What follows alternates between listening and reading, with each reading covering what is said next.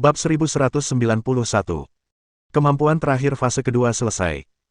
Setelah mendapatkan keuntungan sebesar itu dan menerima tanda antek dari sistem, kapan lagi ia harus menyatakan kesetiaannya kalau bukan sekarang?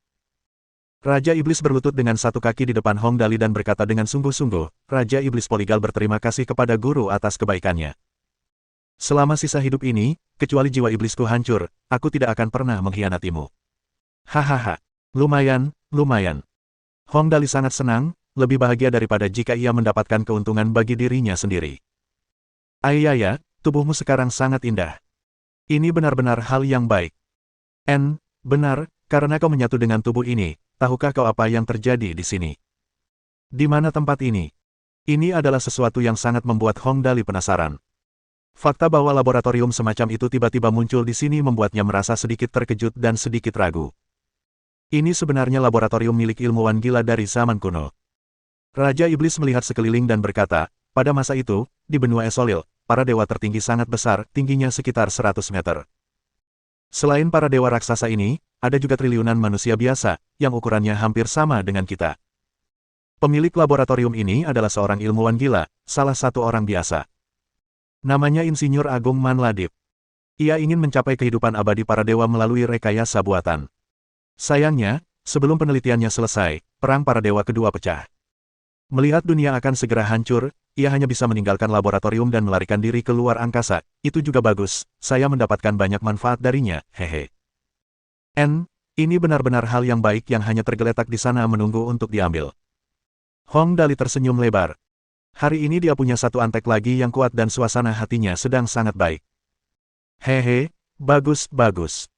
Ayo kita lihat-lihat lagi dan lihat apakah ada barang bagus lainnya.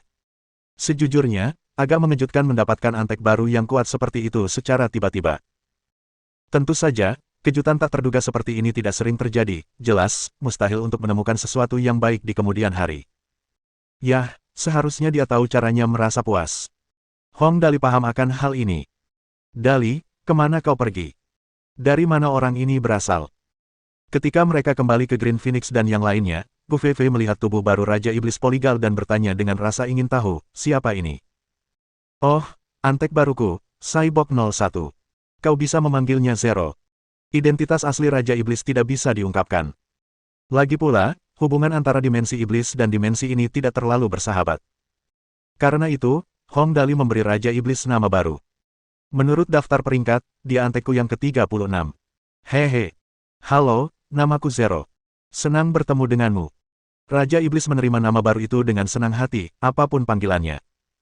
Ia bahagia selama ia bisa hidup dengan baik. Auramu kuat.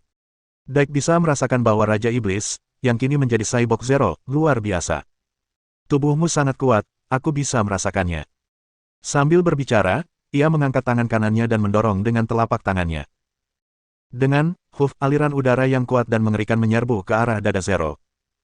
Sebuah benturan keras terdengar dan dada Zero menjadi cekung akibat hantaman itu. Namun, dalam sekejap mata, ia kembali seperti semula seolah-olah tidak terjadi apa-apa. Seluruh proses itu hanya berlangsung sepersekian detik dan tampak biasa saja. Tapi siapakah Daik? Dia adalah Raja Naga Tujuh Warna. Pukulan ringannya mengandung kekuatan besar, dan akibatnya, serangan itu hanya menyebabkan luka sementara pada Zero. Faktanya, ia tidak terluka sama sekali. Tubuhnya memang sangat kuat. Green Phoenix mendesah. Itu memang cyborg buatan Esolil. Strukturnya bukan sesuatu yang kita kenal. Zero, pengetahuan senjata macam apa yang kau miliki? Benua Esolil adalah tempat lahirnya kehidupan di dimensi ini. Keterampilan dan kemampuan bela diri mereka jauh melampaui imajinasi manusia. Lahir di sini, kekuatan Zero tidak boleh diremehkan. Aku belum cukup mahir saat ini. Zero mengangkat tangannya dan segera berubah. Pertama menjadi pedang lengkung yang panjang dan sempit, lalu pedang panjang. Dengan desisan, pedang itu berubah menjadi senjata laser. Singkatnya, Zero tersenyum, sangat puas dengan tubuhnya, aku bisa berubah menjadi wujud apapun yang kuinginkan selama pertempuran. Misalnya, aku bisa menjadi pesawat ruang angkasa tempur. Tubuhnya mengembang dengan cepat dan menjadi sangat besar. Hanya dalam beberapa tarikan napas, ia tampak seperti pesawat ruang angkasa militer. Bahkan terdapat senjata laser berteknologi tinggi pada bentuk ramping pesawat ruang angkasa itu. Setelah mendemonstrasikan kemampuan dasar tubuh ini, Zero kembali ke wujud manusianya dan tertawa. Aku bisa berubah menjadi wujud apapun yang cocok untuk bertarung. Bahkan, tubuh ini praktis terlahir untuk bertarung. Dali, sepertinya kau benar-benar mendapatkan harta karun kali ini. Gu Feifei mengangkat bahu. Dia memang sangat kuat. Itu tidak diragukan lagi.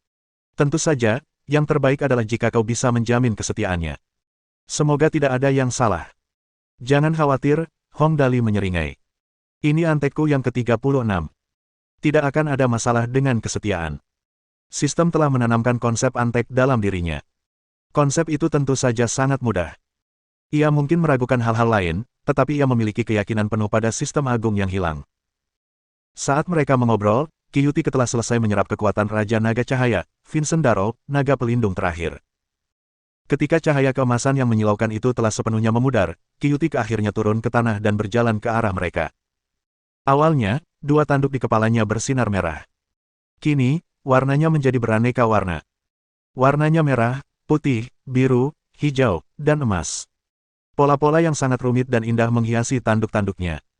Sesekali, seluruh tubuhnya akan bersinar dalam berbagai warna. Qiyuti tidak bisa lagi disebut Putri Naga. Lebih tepatnya, gelarnya sekarang adalah Permaisuri Lima Warna, seekor naga raksasa lima warna yang menguasai api, es, angin, tanah, dan cahaya. Tubuhnya memancarkan kekuatan yang dahsyat.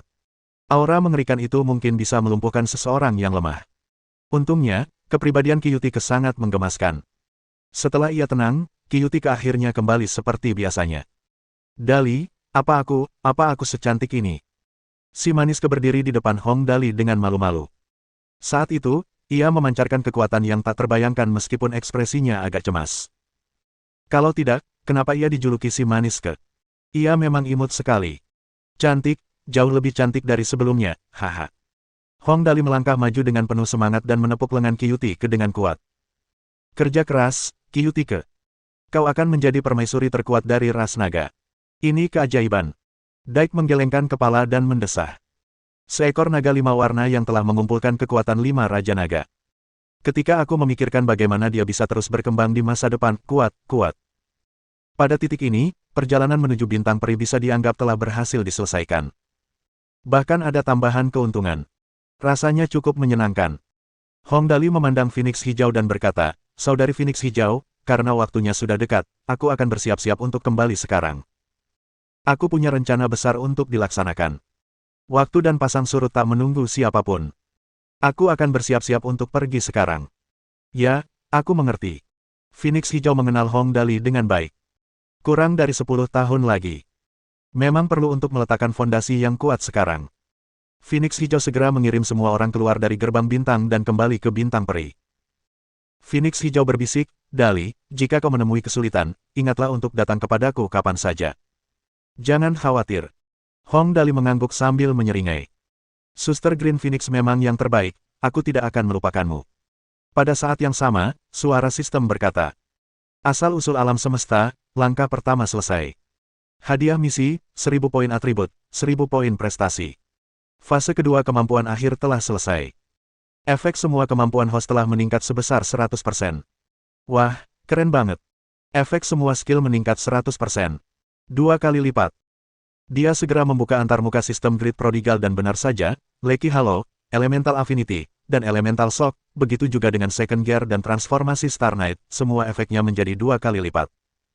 Ini baru fase kedua dari kemampuan terakhir. Kemampuan seperti apa yang akan dimilikinya setelah kemampuan terakhirnya selesai? Sungguh tak terbayangkan. Sistem melanjutkan, bagian kedua dari misi ini, asal mula alam semesta, telah dimulai. Medan Perang Dimensi. Pergilah ke medan perang dimensi untuk mendapatkan informasi lebih lanjut tentang perang dimensi. Hadiah misi, 2000 poin atribut dan 2000 poin prestasi. Fase ketiga kemampuan terakhir. Dapatkan total 10.000 poin prestasi.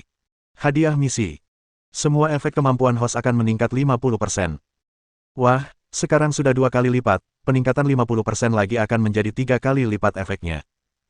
Dia akan praktis tak terkalahkan, wahahaha. Hanya saja 10.000 poin prestasi tidak akan mudah diperoleh. Dia tidak akan peduli tentang itu untuk saat ini. Biasanya semuanya akan beres dengan sendirinya. Dia hanya akan berusaha sedikit lebih keras, hehe. Hong Dali sangat gembira, tetapi Gu Feifei tiba-tiba mengerutkan kening dan tanpa sadar melirik Hong Dali. Ekspresi di matanya tampak rumit. Kemudian, ia menundukkan kepalanya, tidak yakin dengan apa yang baru saja terjadi. Tentu saja, Hong Dali tidak tahu apa yang dipikirkannya. Ia mengikuti Phoenix Hijau dan meninggalkan gua. Begitu melihat Tang Muxin dan yang lainnya, ia langsung berteriak, "Para antek, waktunya singkat dan kita sudah selesai di sini. Kita akan berangkat sesegera mungkin untuk menjemput saudara Wu Wei dan kemudian ke bumi untuk menjemput kura-kura besar kura-kura hitam. Setelah itu, kita akan pergi ke planetku yang tak berpenghuni. Cepat." Bab 1192. Pria baik Hong Dali. Hah. Dali, kau terburu-buru sekali. Mendengar kata-kata Hong Dali, Tang Muxin bergegas maju. Ada apa ini? Apa kita akan pergi sekarang? Ini memang cukup mendesak. Hong Dali mengangguk. Baiklah, ayo bersiap berangkat. Kita ke Danau Zean dulu. Sambil berkata begitu, Hong Dali menoleh ke arah Phoenix Hijau. Saudari burung hijau, kami pergi dulu. Kami akan kembali nanti kalau ada waktu. Baiklah, lanjutkan. Hati-hati. Green Phoenix tersenyum dan menepuk bahu Hong Dali. Aku serahkan padamu. Dimengerti, jawab Hong Dali dan memimpin semua orang keluar. Tak lama kemudian, gua itu kosong. Dike berdiri di samping Green Phoenix dan mendesah pelan. Aku penasaran apakah si kecil ini bisa bertahan. Waktunya agak terlalu sempit, dan dia masih terlalu muda. Itu tidak masalah. Green Phoenix menatap lembut sambil tersenyum. Dia jago menciptakan keajaiban. Setidaknya aku bisa melihatnya. Percayalah padanya. Dia bahkan bisa menciptakan permaisuri 5 warna. Apalagi yang tidak bisa dia lakukan. Memang, haha. Suasana hatiku membaik setelah mendengarmu mengatakan itu. Baiklah. Aku akan kembali dulu. Sampai jumpa lagi. Bintang Peri, Danau Zean. Danau Zean kini tenang dan murni. Banyak burung berburu ikan dengan santai. Pemandangannya benar-benar berbeda dari saat Hong Dali pertama kali tiba di sini.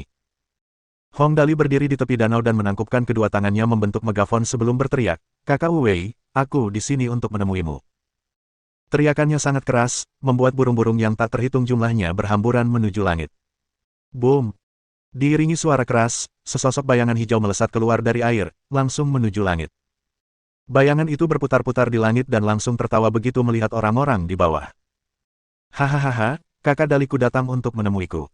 Kakak, apa kabar? Baiklah, baiklah. Hong Dali tersenyum dan berkata, Kakak Wu Wei, aku datang untuk meminta bantuanmu. Boleh. Oke. Tentu saja. Katakan padaku, apa yang kau butuhkan. Kepala naga raksasa Wu Wei meringkuk di samping Hong Dali dan menyenggolnya dengan lembut. Aku akan melakukan apapun untuk membantumu. Sebenarnya sangat sederhana. Aku hanya butuh bantuanmu untuk memberikan intimidasi dan otoritas. Hong Dali menceritakan rencananya kepada Wu Wei. Wu Wei mengangguk dan berkata, tidak masalah. Ayo pergi sekarang.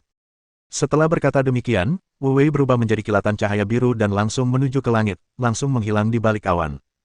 Adik ini. Dia lumayan cepat, haha. Baiklah, ayo berangkat sekarang. Semuanya, naik ke pesawat ruang angkasa. Hong Dali melambaikan tangan kepada semua orang dan bersiap untuk perjalanan. Di luar angkasa, di dalam salah satu pesawat ruang angkasa yang mengangkut para budak. Ras kurcaci adalah ras yang luar biasa. Mereka berasal dari dimensi magis. Mereka semua terlahir dengan hasrat untuk menciptakan berbagai macam benda kecil. Setiap kurcaci dewasa akan menginvestasikan sederet barang, ada yang berguna, ada pula yang tidak berguna. Bagi ras ini, tindakan penemuan itu sendiri merupakan kegiatan yang sangat menyenangkan. Soal kepraktisan penemuan-penemuan itu, hal itu bukan bagian dari pertimbangan mereka. Tinggi mereka hanya sekitar 1 meter. Namun, otak mereka yang berkembang dengan baik membuat kepala mereka berukuran sekitar sepertiga dari tinggi badan mereka. Sebagai anggota ras kurcaci, Lager memahami dua hal sejak lahir. Pertama, ia harus menghindari penangkapan manusia. Kedua, ia harus menciptakan sesuatu. Dia menciptakan banyak sekali benda-benda kecil yang menakjubkan sebelum ditangkap. Semuanya memiliki tujuan yang berbeda-beda. Alat peraganya tidak memiliki daya serang yang tinggi, dan dia dievaluasi sebagai penemu tingkat lanjut oleh Persatuan Insinyur Kurcaci. Namun, dia memiliki potensi yang besar, tentu saja, dengan asumsi dia tidak akan ditangkap. Jelas, dia ditangkap. Dia ditangkap dan dijual sebagai budak. Dia mendengar bahwa tuan yang baru adalah seorang anak hilang bernama Hong Dali dan masa depannya tidak pasti. Lager hanya punya satu keinginan. Jika dia akan mati, dia berharap bisa mati dengan cepat. Setidaknya itu akan lebih ringan. Para budak lain di pesawat ruang angkasa itu jelas juga sedang tidak sehat mentalnya. Kepala mereka semua tertunduk. Masa depan mereka, yang diselimuti kegelapan, menghalangi mereka untuk memiliki harapan. Lagi pula, mereka semua adalah budak. Bagi budak dari dimensi lain, mereka akan beruntung jika tidak disiksa. Mengenai mendapatkan kembali kebebasan mereka bahkan tidak berani membayangkannya. Lager bosan duduk di lantai. Tiba-tiba, sesosok goblin datang diam-diam. Goblin mirip dengan kurcaci. Keduanya pendek. Goblin biasanya memiliki tinggi sekitar 1,2 hingga 1,4 meter. Namun, mereka memiliki hasrat bertempur yang paling kuat di antara semua ras. Mereka rela mengorbankan nyawa demi pertempuran. Di saat yang sama, mereka gemar menciptakan segala macam bahan peledak dan barang-barang untuk kekerasan. Di dimensi mereka, lebih dari 80% barang berbahaya diciptakan oleh ras ini. Mereka juga memiliki kemampuan reproduksi yang tak tertandingi. Di dimensi mereka, goblin ada di mana-mana. Hei, sobat. Goblin itu bertanya pelan pada Lager, bisakah kau membantuku? Aku ingin meledakkan pesawat ruang angkasa ini. Kau masih suka ledakan? Kepala Lager tertunduk. Aku tidak punya alat apapun. Kau tahu alat apa itu? Aku tidak bisa membuat apapun tanpa alat. Lagi pula, kita bahkan tidak tahu apa yang akan terjadi pada kita kali ini. Bagaimana aku bisa membantumu? Kita perlu menghargai masa kini, justru karena kita tidak tahu apa yang akan terjadi di masa depan. Goblin itu duduk di sebelah Lager dan tersenyum. Tidakkah kau merasa akan sangat luar biasa jika aku bisa meledakkan pesawat ruang angkasa ini? Bayangkan saja bagaimana pesawat ruang angkasa itu akan berubah menjadi bola api di angkasa dengan suara ledakan yang keras. Aku hanya tahu kita akan mati dengan cara yang mengerikan, Gordon, kata Lager dengan nada kesal. Mari kita lihat apa yang tuan baru ini ingin lakukan dengan semua budak yang dibelinya. Jika dia benar-benar berencana menyiksa kita, aku akan berusaha sebaik mungkin untuk membantumu. Setuju. Goblin Gordon sangat puas dengan sikap Lager. Mereka berdua menunggu. Tak lama kemudian, suara gemeretak listrik terdengar di ruang terbuka di dalam pesawat ruang angkasa yang membawa para budak. Kemudian, sebuah proyeksi holografik muncul. Tak lama kemudian, wajah seorang manusia muda muncul di hadapan semua budak. Halo semuanya. Pemuda itu tampak ramah sambil tersenyum dan berkata, perkenalkan, nama saya Hong Dali. Saya guru baru kalian. Jangan takut, saya orangnya mudah diajak bicara. Saya berjanji tidak akan menyiksa atau menganiaya siapapun. Jangan khawatir. Kesan pertama yang bagus. Gordon mengangguk puas. Setidaknya dia enak dipandang. Aku sudah memutuskan untuk tidak meledakkan pesawat ruang angkasa itu dulu. Mari kita lihat apa rencananya. Tujuan kita kali ini adalah planet yang indah dan tak berpenghuni. Master baru Hong Dali memutar beberapa informasi mengenai planet tersebut. Planet ini berdiameter 60.000 km.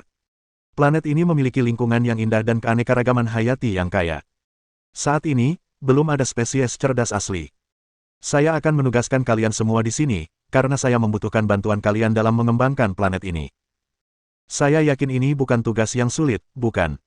Kerja keras. Goblin Gordon mengangkat bahu. Apa dia berencana mengikatkan bahan peledak padaku agar bisa meratakan tanah di sana?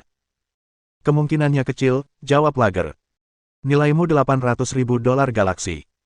Terlalu mubazir untuk menggunakanmu sebagai bahan peledak bergerak. Kau benar. Gordon tersenyum. Tiba-tiba aku sadar kalau diberi label harga bagus itu bukan hal yang buruk. Haha.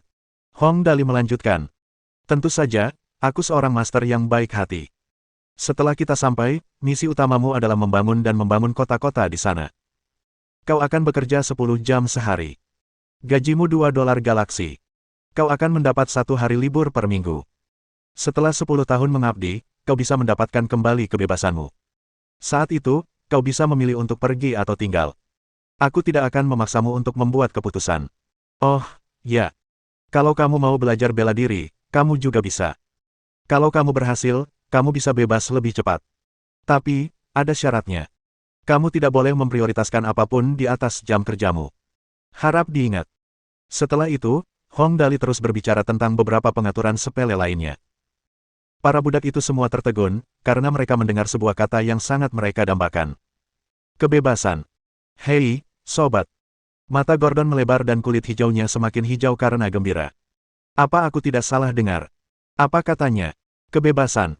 Katanya dia akan memberi kita kebebasan. Mata Lager pun berbinar. Benar sekali. Kau benar sekali dengar. Aku juga dengar. Dia bilang bebas. Hahaha. Cuma 10 tahun. Cuma 10 tahun, dan kita bisa bebas. Ya Tuhan. Itu kata-kata terbaik yang pernah kudengar seumur hidupku. Puji Tuhan baru kita. Hidup Tuhan baru. Tentu saja, ia bukan satu-satunya yang berpikiran seperti itu.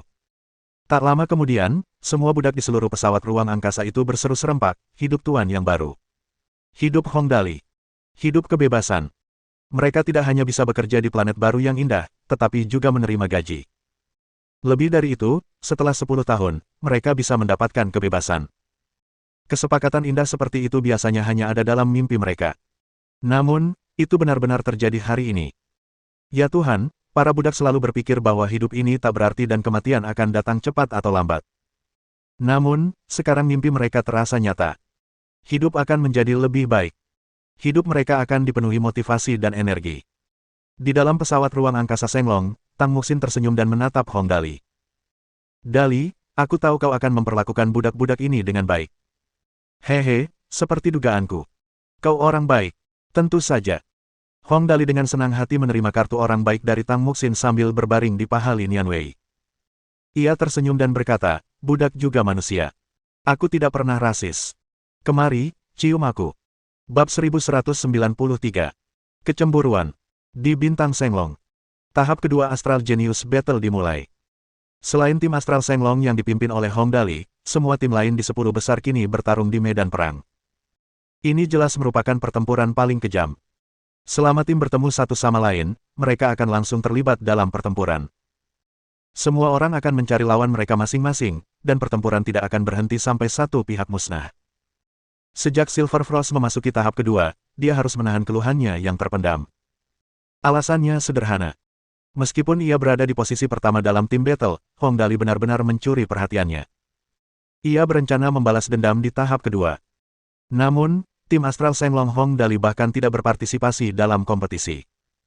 Mereka pergi bermain di tempat lain. Kok bisa? Naskahnya nggak seharusnya kayak gitu.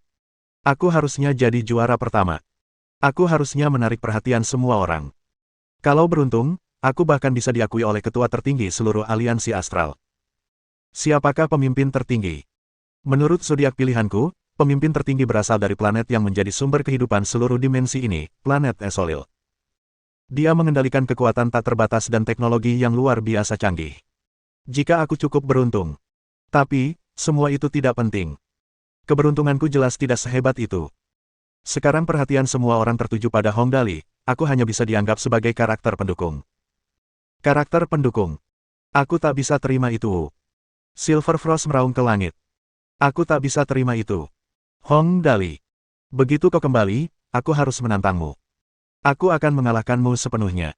Dan kau juga, Gu Feifei. Kalian semua hanyalah batu loncatan di jalanku menuju kehebatan. Akulah sang terpilih terkuat. Setelah melampiaskannya, mata Silver Frost berubah menjadi merah darah. Begitu merahnya hingga pupil matanya tak terlihat lagi. Sepasang mata merah yang mengerikan. Siapapun yang melihatnya pasti akan merasakan ketakutan yang amat dalam. Kabut merah darah mulai memenuhi udara. Silver Frost berjalan mengitari kabut darah seolah-olah ia adalah iblis dari kedalaman neraka terdalam. Musuh manapun yang melangkah ke dalam kabut darah ini akan langsung terbunuh, karena Silver Frost akan segera muncul di sampingnya. Di antara penonton, semua orang memusatkan perhatian mereka pada Silver Frost. Silver Frost ini sudah gila. Hong Xingyu mengerutkan kening sambil menatap bayangan Silver Frost yang memudar dan muncul kembali. Dia memang sangat kuat dalam kondisi seperti ini. Namun, kewarasannya mungkin akan hancur. Dia masih terlalu muda. Dia belum bisa mengendalikan emosinya. Benar. Hua Yueling juga menggelengkan kepalanya. Sepertinya kebenciannya terutama tertuju pada Dali. Lagi pula, kejayaannya sebelumnya sepenuhnya tertutupi oleh Dali. Tak masalah jika Dali berada di posisi pertama, dan dia di posisi ketiga. Namun, yang terjadi justru sebaliknya. Sulit baginya untuk menerima hal itu. Kejayaan yang seharusnya menjadi miliknya dicuri oleh seseorang yang jauh lebih lemah darinya. Ini adalah hal yang paling sulit diterima. Kebencian Silver Frost kini sepenuhnya tertuju pada Hong Dali. Hal itu membuat segalanya semakin mengkhawatirkan.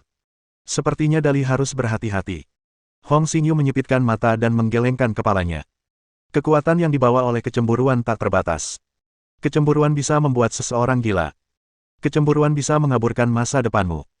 Kecemburuan bisa menghancurkanmu. Sebenarnya, kuharap kekasihmu itu akan kembali sekarang. Tidak apa-apa jika dia kalah. Silver Frost ini akan mendapatkan kembali kepercayaan dirinya. Itu lebih baik daripada menciptakan musuh yang kuat tanpa alasan yang jelas. Memang. Hua Yueling mengangguk setuju. Masih ada 2 kompetisi lagi setelah ini. Dali sebaiknya mengaku kalah dulu dan tidak ikut kompetisi selanjutnya. Silver Frost ini sangat kuat. Yang terpenting, dia punya potensi besar untuk terus berkembang sebagai sang terpilih. Tidak ada gunanya menciptakan lawan sekuat itu. Lebih baik dia melanjutkan hidupnya dengan tenang dan damai sebagai anak yang hilang. Sebenarnya Hua Yueling masih sangat percaya pada Hong Dali. Meskipun Silver Frost ini kuat, ia mungkin tidak akan menang dalam pertarungan maut melawan Hong Dali. Namun, masalahnya, tidak ada gunanya menciptakan musuh seperti ini secara acak. Lebih baik kedua belah pihak mengurus urusan masing-masing saja. Dengan begitu, kekhawatiran mereka akan berkurang.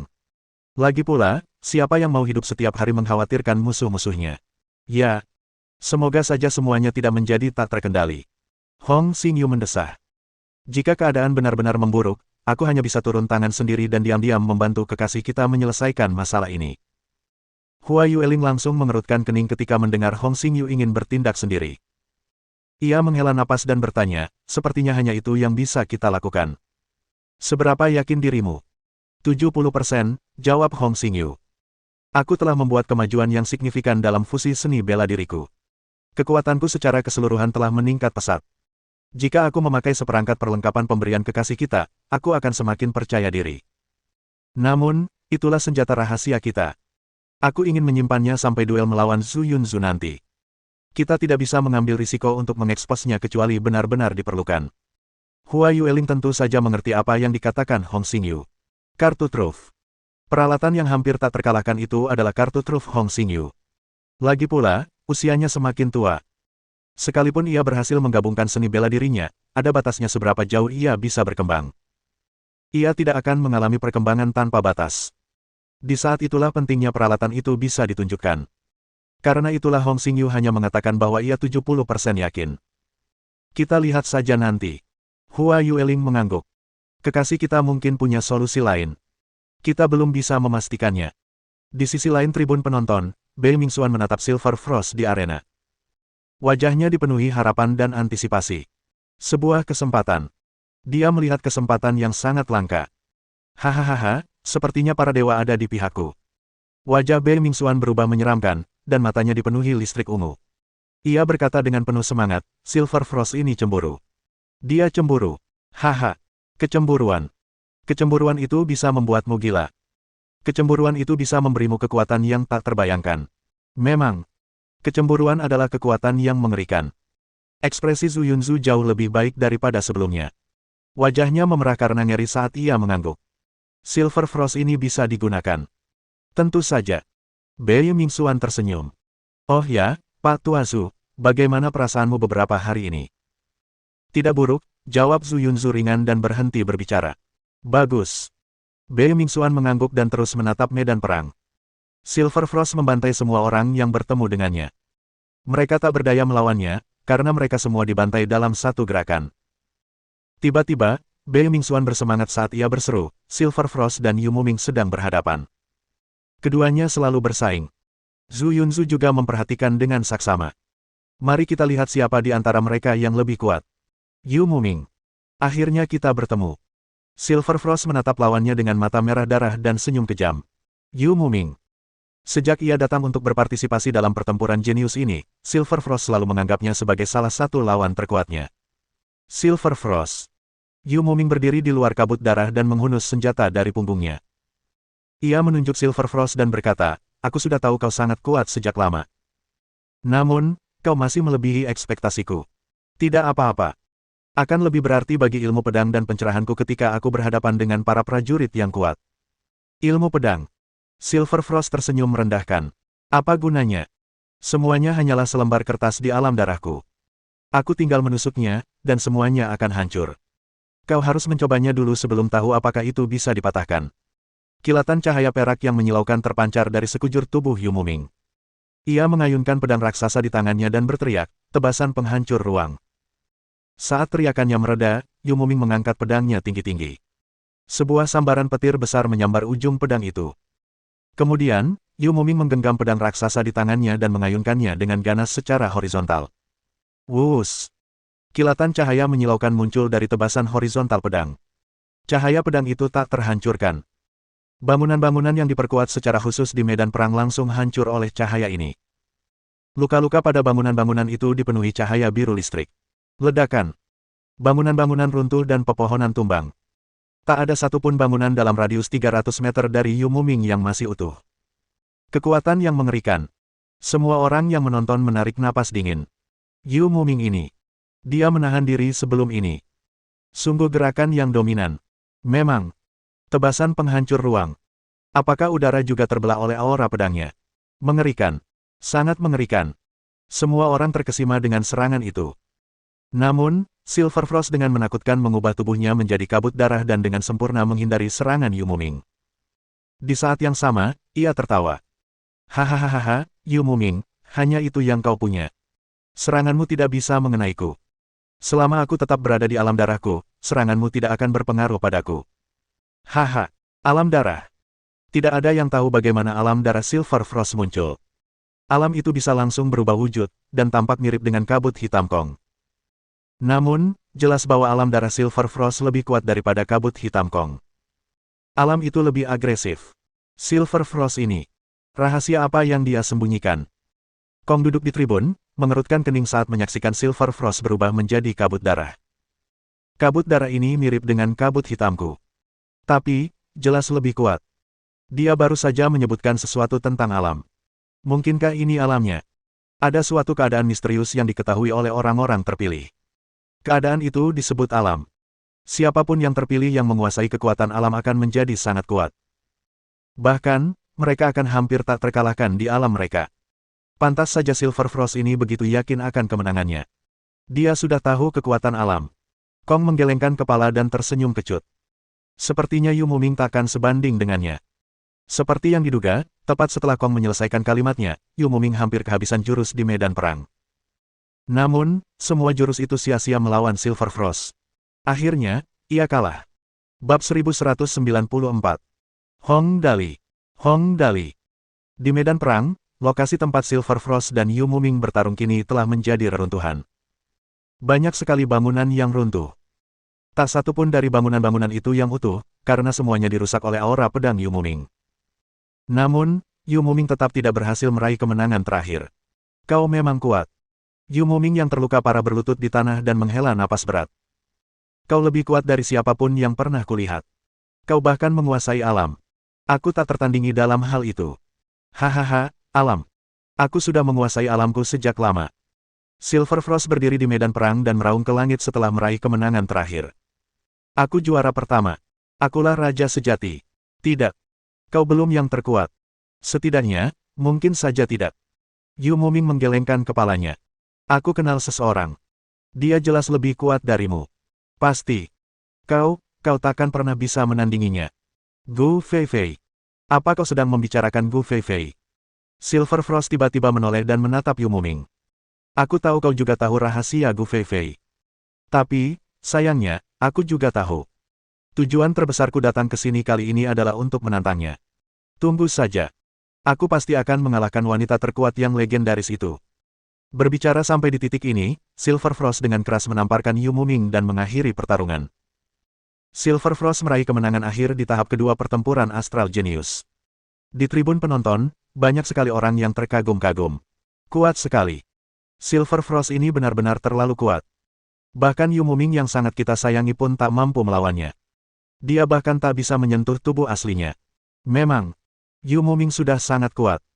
Silver Frost ini jelas lebih kuat lagi. Dia mungkin kontestan terkuat yang pernah kita miliki dalam beberapa Astral Genius Battles terakhir, kan? Tentu saja. Sejak kapan orang-orang terpilih begitu menakutkan? Perkiraanku, kekuatannya seharusnya setara dengan kepala keluarga Hong. Benar. Berapa umurnya? Setelah beberapa dekade lagi, bukankah dia akan menjadi orang terkuat di dunia? Memang. Sepertinya Hong Dali yang paling pintar. Dia memilih untuk tidak ikut karena tahu betapa kuatnya Silver Frost itu. Dengan begini, dia bisa mempertahankan posisi ketiganya. Setidaknya itu lebih baik daripada kalah langsung. Haha, kalau kau bilang begitu. Sepertinya memang begitu. Diskusi ini berlanjut, sementara semua orang membandingkan Hong Dali dengan Silver Frost. Di sisi lain, orang-orang dari keluarga Hong mengerutkan kening. Ini merepotkan. Hong Xingyu menggelengkan kepalanya dan berkata, semakin banyak mereka mengatakan hal-hal seperti itu, semakin Silver Frost ingin bersaing dengan Dali. Kalau tidak, dia tidak akan merasa nyaman dengan posisi pertamanya. Ini sungguh mengecewakan, desah Hua Yueling. Untungnya, ini diadakan di dunia virtual. Sekalipun kalah, itu tidak masalah. Yu Muming, bahkan kau kalah.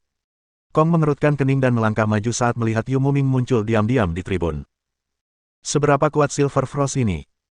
Karena Kong belum pernah berhadapan langsung dengan Silver Frost, ia tidak yakin seberapa kuat Silver Frost sebenarnya. Sangat kuat. Dia sangat terampil dan hebat dalam mengendalikan alamnya, seru Yu Muming. Dia jauh di depan kita. Aku bisa melihat dia masih menahan diri tadi. Silver Frost ini. Aku penasaran bagaimana dia berlatih sampai ke level ini. Bagaimana dia bisa sekuat ini? Sepertinya kita dalam masalah besar, kata Kong tanpa daya. Aku sama sekali tidak yakin bisa menang kalau harus berhadapan dengannya. Aku juga. Kecuali kita bisa menguasai kendali atas alam kita sendiri, kita hanya akan menunggu kematian di Shuro. Meskipun mereka berdua kemungkinan besar akan menjadi musuh bebuyutan di masa depan, Yu Muming tetap memilih untuk membentuk sekutu terlebih dahulu demi menghadapi musuh bersama yang lebih kuat. Untuk saat ini, mereka bisa saling menjaga. Sepertinya ada solusi untuk saat ini. Kong menghela napas dan teringat para antek Hong Dali. Kelompok orang itu tampak sangat unik. Lebih penting lagi, mereka semua sangat kuat. Solusi apa? Tanya Yu Muming penasaran. Hong Dali, gumam Kong. Hong Dali mungkin punya cara untuk membantu kita menjadi lebih kuat. Tapi, aku tidak yakin apakah dia mau membantu kita. Hong Dali. Yu Muming mengerutkan kening. Apa dia punya kekuatan sebesar itu? Aku tidak bisa melihatnya. Sulit untuk mengatakannya. Saya selalu merasa dia orang yang sangat luar biasa. Kong mengangkat bahu dan tiba-tiba tersenyum ketika berbicara tentang Hong Dali. Dia begitu luar biasa sehingga, meskipun memiliki kekuatan yang luar biasa, dia bisa memilih untuk mengakui kekalahan tanpa ragu. Haha, aku rasa apa yang kau katakan mungkin saja terjadi. Yu Muming akhirnya mengangguk. Hanya orang pintar yang tahu cara maju dan mundur di waktu yang tepat. Begitu dia kembali, aku akan menemuinya. Di alun-alun Divine College, Dekan Vergos berdiri di podium dan menatap kerumunan yang ramai sebelum mengumumkan dengan lantang, baiklah, para siswa dan mentor terkasih, Astral Genius Battle telah berakhir untuk saat ini. Sekarang, izinkan saya mengumumkan bahwa pemenangnya adalah jenius muda kita yang luar biasa kuat, sang terpilih, Silver Frost. Tepuk tepuk tepuk tepuk tepuk. Semua orang bertepuk tangan serempak. Tak terhitung gadis-gadis muda yang berteriak. Silver Frost, sang terpilih yang perkasa, menaklukkan hati semua orang dengan kekuatannya yang luar biasa. Silver Frost melangkah ke podium dan menatap siswa-siswa lain di bawahnya. Tiba-tiba ia tak bisa melafalkan satupun kata yang telah ia persiapkan. Akhirnya, ia berbalik dan menatap Vergos sebelum berbicara perlahan. Din Vergos, biarkan upacara penghargaan ini menunggu sampai aku benar-benar mengalahkan Hong Dali dan Gu Feifei. Setelah berkata demikian, Silver Frost meninggalkan panggung tanpa menoleh sedikitpun. Semua orang tercengang. Tak seorang pun membayangkan akhir cerita ini. Namun, itu juga bukan sepenuhnya di luar dugaan semua orang. Lagi pula, meskipun Silver Frost berada di posisi pertama tim battle di tahap pertama, kejayaannya telah direnggut sepenuhnya oleh Hong Dali. Oleh karena itu, meskipun dia masih berada di posisi pertama, dia tidak memiliki kesempatan untuk melawan Hong Dali. Jika mereka berada di posisi Silver Frost, mereka mungkin akan sulit menerima hal ini juga. Seluruh tempat hening selama lebih dari 30 detik. Begitu Silver Frost meninggalkan podium sepenuhnya, seseorang tiba-tiba berteriak, Hong Dali. Lalu semua orang di alun-alun mulai berteriak, Hong Dali, Hong Dali. Minta Hong Dali untuk kembali dan mengikuti kompetisi. Benar. Apapun yang terjadi, kau harus membawa Hong Dali kembali untuk kompetisi. Dia harus bertarung dengan Silver Frost. Dia tidak bisa menyerah. Dia pasti tidak bisa. Hong Dali. Duel. Hong Dali. Duel. Vergos hanya bisa mendesah dalam hati saat mendengarkan teriakan semua orang. Dia tidak bisa melawan keinginan mayoritas. Sekarang semua orang menantikan duel Hong Dali melawan Silver Frost, sulit baginya untuk tidak setuju. Lagi pula, Silver Frost tidak akan pernah puas kecuali dia mendapatkan pertarungan yang layak melawan Hong Dali. Lupakan saja. Biarkan saja mereka bertengkar.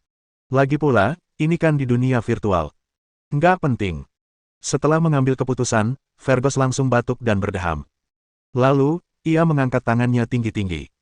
Tak lama kemudian, alun-alun menjadi sunyi. Baiklah, para murid dan mentor terkasih dari berbagai astral, Fergus mengumumkan dengan lantang.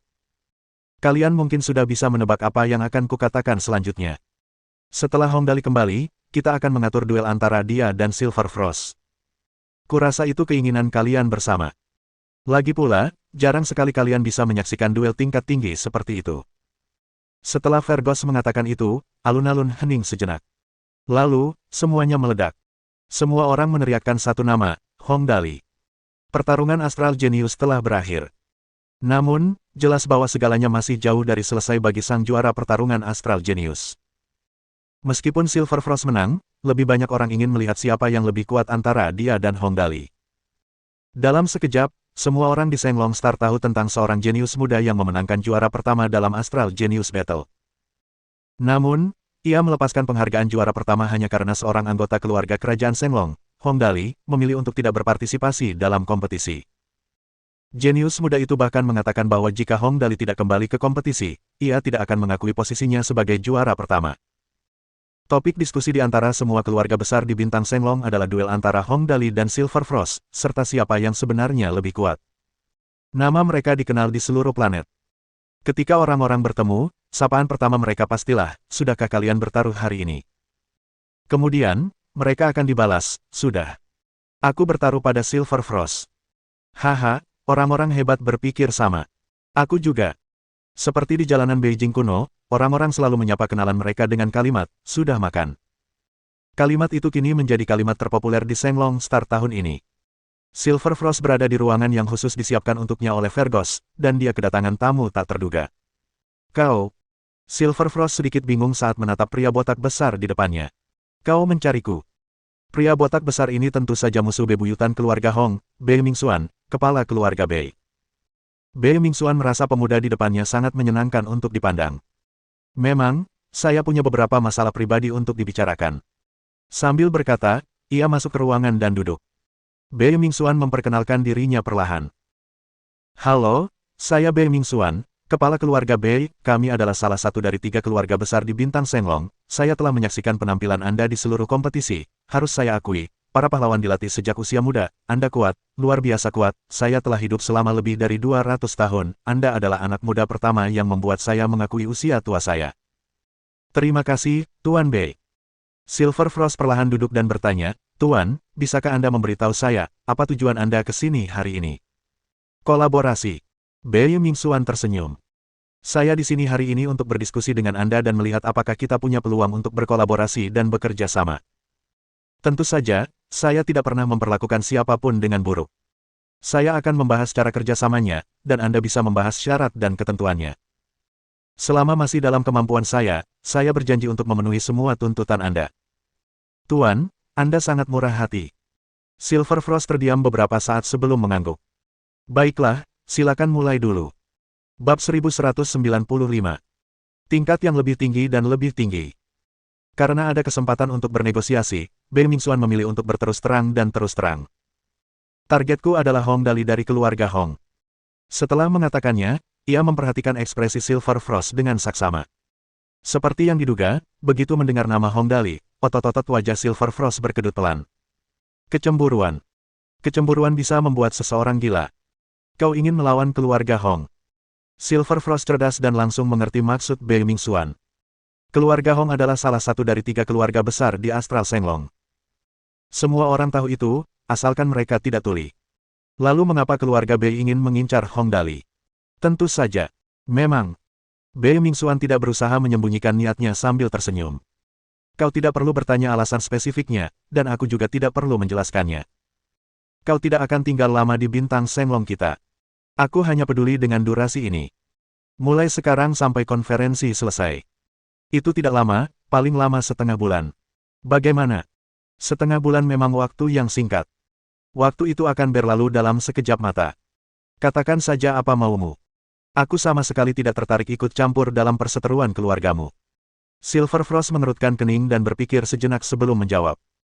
Lagi pula, tidaklah bijaksana baginya untuk ikut campur dalam urusan antar keluarga, terutama untuk kelompok besar seperti 3 keluarga utama di sini. Permintaanku sederhana. Bei Mingxuan tersenyum dan berkata, begitu Hong Dali kembali, kalahkan dia. Kau tak perlu khawatir tentang konsekuensinya. Aku bisa menyelesaikan semuanya untukmu. Aku hanya butuh kau mengalahkan Hong Dali. Sesederhana itu. Silver Frost langsung bingung. Semua orang tahu aku berencana melawan Hong Dali. Apa Bei Mingxuan ini cuma pakai istilah itu buat bernegosiasi denganku?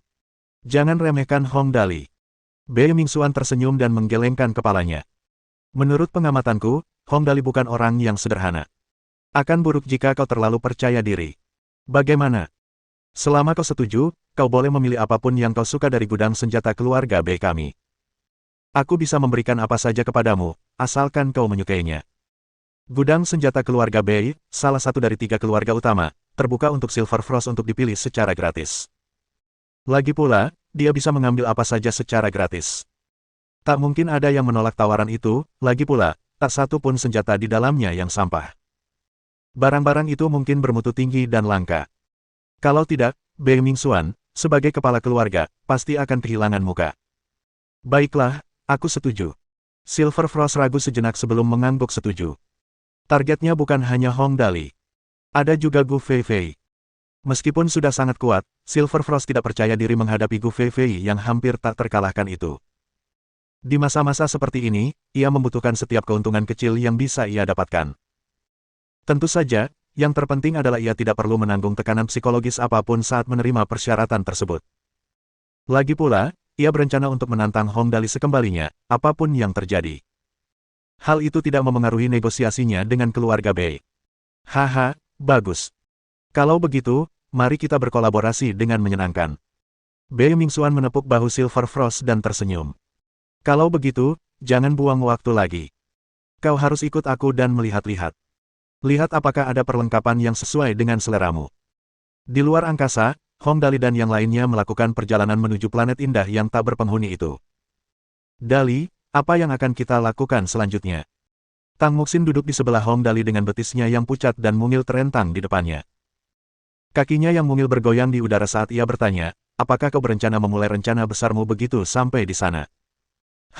Benar juga. Hong Dali menyesap minumannya dan mendesah puas.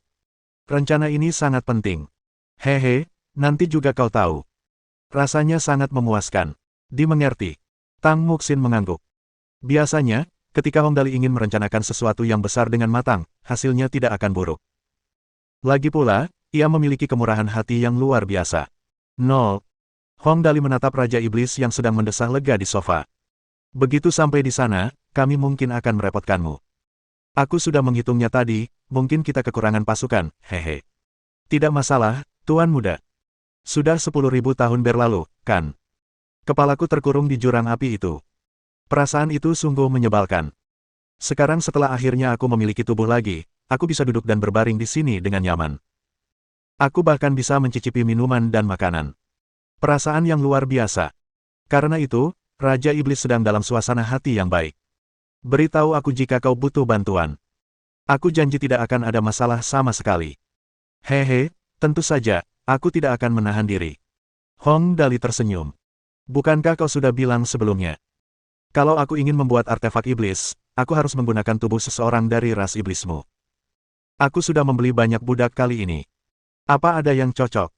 Ketika Hong Dali membeli begitu banyak budak dari dimensi lain, ia punya 2 tujuan. Pertama, melaksanakan rencana besarnya, dan kedua, mendapatkan artefak iblis untuk dirinya sendiri. Ia punya banyak antek, jadi ia ingin memberi mereka masing-masing 1 set artefak iblis buatan Raja Iblis. 1 set per orang terlalu pelit. 2 set per orang. 1 untuk dipakai, dan 1 untuk cadangan. Kita punya kepala Raja Iblis yang besar sekali. Sebaiknya kita manfaatkan saja. Aku belum memeriksanya. Raja Iblis berdiri dan meminta Dali untuk menunggu. Dia mulai mencari di komputer. Ada sekitar 1 juta budak dari dimensi lain di sini. Mereka yang berasal dari dimensi iblis berjumlah sekitar 1/20 dari kelompok itu, atau sekitar 50.000 budak. Karena budak dari dimensi lain lebih mahal, catatan dan informasi mereka lebih rinci. Tak lama kemudian, dimensi iblis menemukan informasi tentang budak dari dimensi iblis. Sepertinya kualitas budak-budak ini cukup bagus, seru Raja Iblis sambil memeriksa berkas-berkasnya. Kondisi tubuh mereka sangat baik. Sayangnya, tak satu pun dari mereka yang berlatih menggunakan teknik ras iblis. Oleh karena itu, meskipun kondisi tubuh alami mereka jauh lebih baik daripada manusia biasa, mereka biasa saja dalam hal kegunaan dalam membuat artefak iblis tingkat tinggi. Percakapan mereka segera menarik perhatian orang lain. Tang Muxin diam-diam mendekati Gu Feifei, yang sedang makan di samping.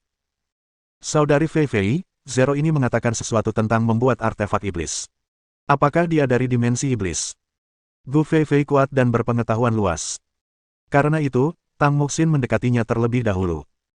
Kalau aku tidak salah, Gu Feifei melirik Raja Iblis dengan santai dan berkata perlahan, orang itu pasti Raja Iblis yang terperangkap di jurang api. Kau masih ingat, kan? Oh ya, kau tidak pergi saat itu. Gu Feifei memperkenalkan Tang Muxin. Singkatnya, dia adalah sosok dewa di dimensi iblis.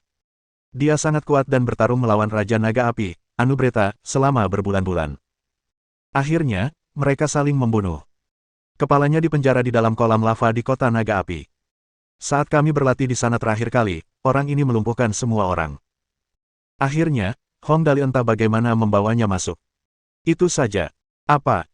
Tang Muxin ternganga menyaksikannya. Sepertinya level antek-antek Hong Dali semakin tinggi. Dia bahkan menerima karakter dewa dari dimensi iblis sebagai anteknya. Seperti dugaanku, aku tidak bisa menyembunyikan apapun darimu. Raja Iblis menjawab sambil membolak-balik berkas para budak. Kau benar.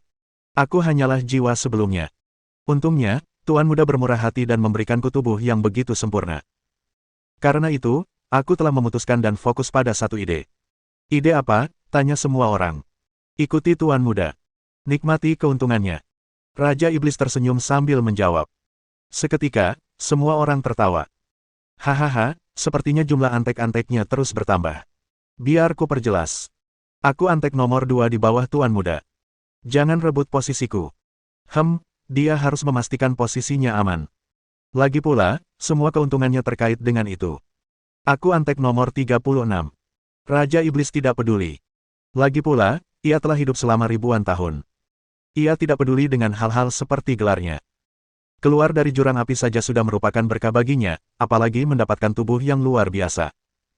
Karena itu, ia tidak ingin bersaing. Pangkatkan aku di peringkat terakhir. Hehe, kau harus melindungiku di masa depan. Raja Iblis meminta perlindungan. Semua orang langsung tertawa lagi. Ketemu mereka. Saat semua orang terbata-bata karena tawa, Raja Iblis tiba-tiba berteriak. Akhirnya ketemu mereka. Haha. Manusia daging sapi. Kelompok favoritku. Mereka benar-benar ada di sini. Manusia daging sapi. Manusia daging sapi apa?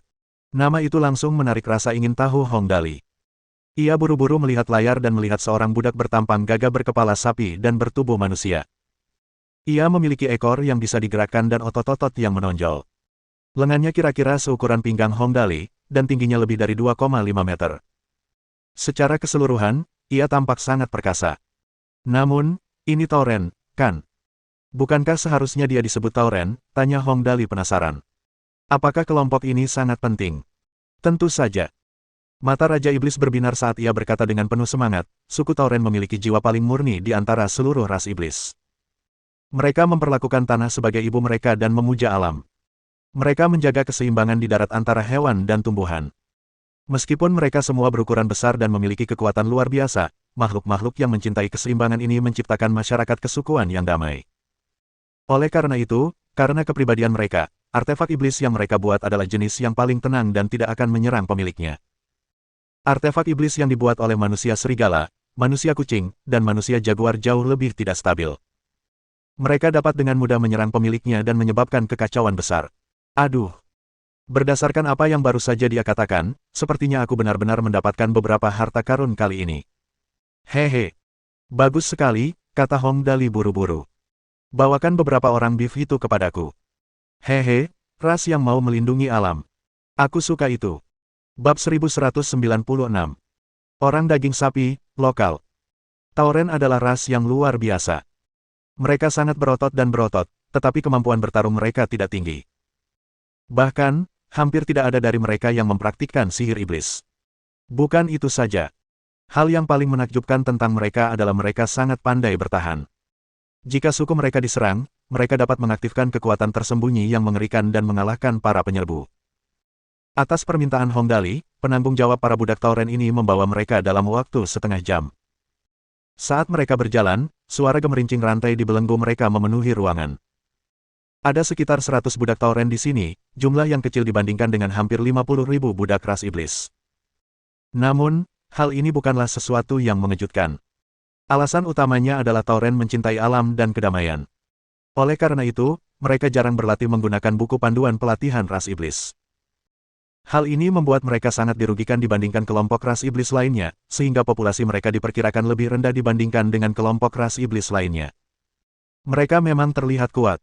Hong Dali mengangguk sambil menatap para tauren. Memang, semuanya berkembang dengan baik. Tubuh mereka memang kuat, tapi secara keseluruhan tidak terlalu kuat. Sayang sekali. Para budak tauren ini tingginya lebih dari 2,5 meter. Beberapa yang lebih kuat bahkan tingginya hampir 3 meter. Otot-otot mereka yang menonjol, paha yang sehat, dan kuku yang kokoh menunjukkan betapa baiknya kondisi alami mereka. Siapa pemimpin kalian? Hong Dali menatap para tauren. Keluarlah dan biarkan aku melihat kalian. Aku. Seekor tauren kuat setinggi hampir 3 meter berjalan maju. Bulunya hitam dan salah satu tanduknya patah. Ia menatap Hong Dali dengan mata kecilnya dan tampak sangat gugup. Namaku Loka. Aku pemimpin mereka. Di tempat asalku, mereka semua memanggilku Sang Pejuang. Semua orang terhibur dengan caranya bicara. Tang Muxin tertawa terbahak-bahak dan berlari menghampiri Loka untuk mengamatinya dengan saksama. Dali, Loka ini kedengarannya sangat lugas dan baik hati. Dia pasti orang yang jujur. Tidak, dia seharusnya disebut banteng yang jujur.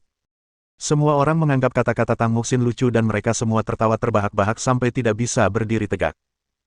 Terima kasih, Nona, karena sudah bilang aku baik hati. Loka sangat puas dengan ucapan Tang Muxin. Ia bahkan berlutut di hadapan Tang Muxin. Ibuku bilang aku harus berterima kasih kepada siapapun yang memujiku. Banteng yang baik hati ini. Haha, cukup menarik. Haha, ayo bangun. Hong Dali menyukai Loka. Sebenarnya, dia tidak pernah berencana memperlakukan Loka dan yang lainnya seperti budak. Dia berdiri dan melambaikan tangan kepada orang yang bertanggung jawab atas para budak. Lepaskan belenggu mereka. Kau bisa kembali setelah itu. Baik, Tuan.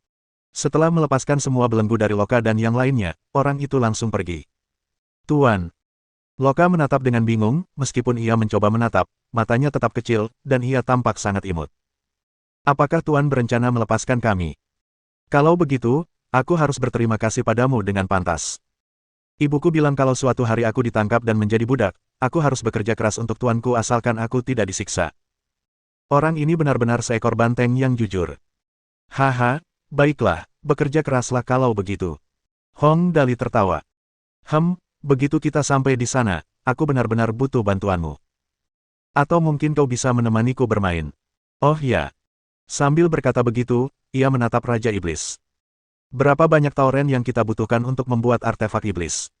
80 sudah lebih dari cukup. Raja Iblis menghitung dan mengangguk.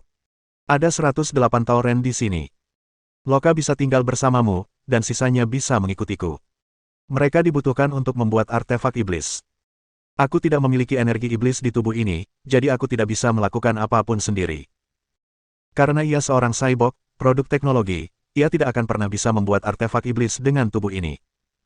Ya Tuhan, kau tahu cara membuat artefak iblis. Loka kembali tercengang ketika mendengar Raja Iblis berencana membuat artefak iblis. Ibuku bilang aku harus menyembah dewa yang bisa membuat artefak iblis kalau aku bertemu dengannya. Dia benar-benar berlutut dan bersujud sambil berteriak, saya Loka, di sini untuk menyembah orang saleh yang dapat membuat artefak iblis. Mengikuti jejaknya, para tauren lainnya pun berlutut. Sungguh pemandangan yang menakjubkan. Hahaha. Semua orang di pihak Hong Dali membungkuk karena tertawa. Liang bahkan berguling-guling di lantai sambil memeluk perutnya. Orang Loka ini memang cocok untuk Hong Dali. Mereka berdua pelawak. Apalagi dengan penampilannya. Bangunlah. Raja Iblis tersipu. Orang ini benar-benar mempermalukan seluruh ras iblis. Aku Antek ke-36 di bawah Tuan Muda. Jika kau ingin menyembah seseorang, sembahlah dia, jangan aku. Kemudian, Loka mengubah arahnya secara horizontal dan menghadap Hong Dali. Aku Loka, di sini untuk menyembah Tuan dari manusia saleh yang dapat membuat artefak iblis. Mengikuti jejaknya, para tauren lainnya segera meniru tindakannya. Orang ini, Hong Dali tak tahan lagi. Ia tersenyum dan melambaikan tangan. Baiklah, semuanya. Cepat bangun. Kalian benar-benar bisa membuat keributan. Kelompok ini sungguh menarik. Semua orang bercanda sebentar lagi. Hong Dali memandangi kelompok tauren ini. Meskipun mereka adalah budak yang sangat berharga, pakaian dan perlengkapan mereka masih sangat compang camping. Jelas, mereka hanya bisa bertahan hidup pas-pasan. Karena kemampuan tempur mereka tidak tinggi, mereka tidak akan diberi perlengkapan yang layak. Namun, karena tauren dikenal karena sifatnya yang baik hati, mereka biasanya menyelesaikan tugas apapun yang diberikan tanpa masalah. Oleh karena itu, tauren adalah jenis budak yang paling mahal. Harganya sekitar 2 juta dolar galaksi per ekor. Bagi aristokrat galaksi manapun, mereka akan bangga memiliki seorang kepala pelayan tauren, bagaimanapun, kepribadian mereka yang mencintai alam menjadikan mereka tukang kebun terbaik. Selain itu, karena mereka sabar dan tangguh, mereka adalah ras terbaik untuk mengasuh anak-anak. Kalian terlihat baik-baik saja. Kalian hanya belum hidup dengan baik. Hong Dali menyentuh dagunya dan memanggil Yin Tianzong. Saudara Tianzong, bolehkah saya meminta bantuan Anda untuk membawakan mereka beberapa orang untuk mandi? Setelah mereka bersih-bersih, carikan beberapa perlengkapan untuk mereka pakai. Tidak baik melihat orang-orang saya terlihat begitu miskin. Tentu, tidak masalah. Yin Tianzong berdiri dan menatap Loka sambil tersenyum. Ikuti aku. Tuan barumu sangat berkelas. Keluarga Kerajaan Senglong. Pernahkah kau mendengarnya? Kerajaan, kerajaan, kerajaan, kerajaan, kerajaan. Loka benar-benar tercengang. Lalu, ia berlutut lagi. Ibuku bilang keluarga kerajaan adalah ras paling mulia di alam semesta. Loka di sini untuk menyambut tuan dari keluarga kerajaan. Swoosh. Para tauren di belakangnya terkapar lagi di lantai. Setelah beberapa kekacauan dan huru-hara, semua orang tertawa hampir setengah menit sebelum para tauren ini akhirnya dibawa pergi. Setelah setengah jam berikutnya, mereka masuk dengan tubuh basah kuyup.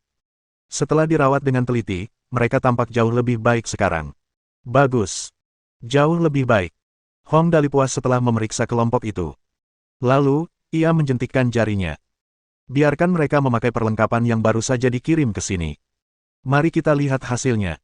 Tak lama kemudian, lebih dari 2 gerobak penuh peralatan dibawa. Semua ini adalah sisa-sisa dari pertaruhan harta karun Hong Dali di Bintang Senglong yang tak diinginkan siapapun. Meskipun atributnya agak lemah, mereka terlihat sangat bergaya. Loka dan yang lainnya mungkin telah diajari beberapa etika umum di kamar mandi. Karena itu, mereka tidak lagi berlutut di lantai. Sebaliknya, Loka tampak sedikit tidak nyaman. Tuan, kami bahkan belum berkontribusi apapun.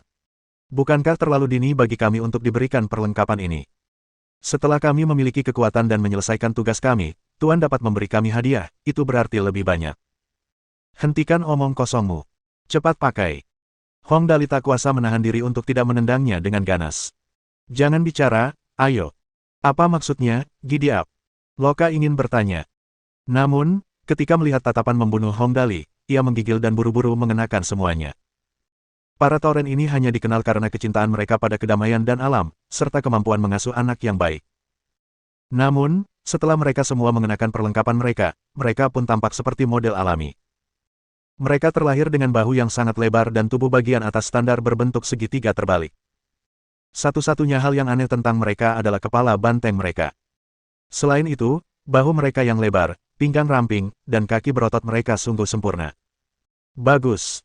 Hong Dali mengangguk puas. Itulah efek yang ia cari. Loka kini mengenakan baju zirah ungu lengkap dan helm bertanduk tunggal di tengahnya. Tanduknya sendiri mencuat dari balik topeng. Topeng itu menutupi wajahnya, dan hanya mata emasnya yang terlihat dalam bayangan.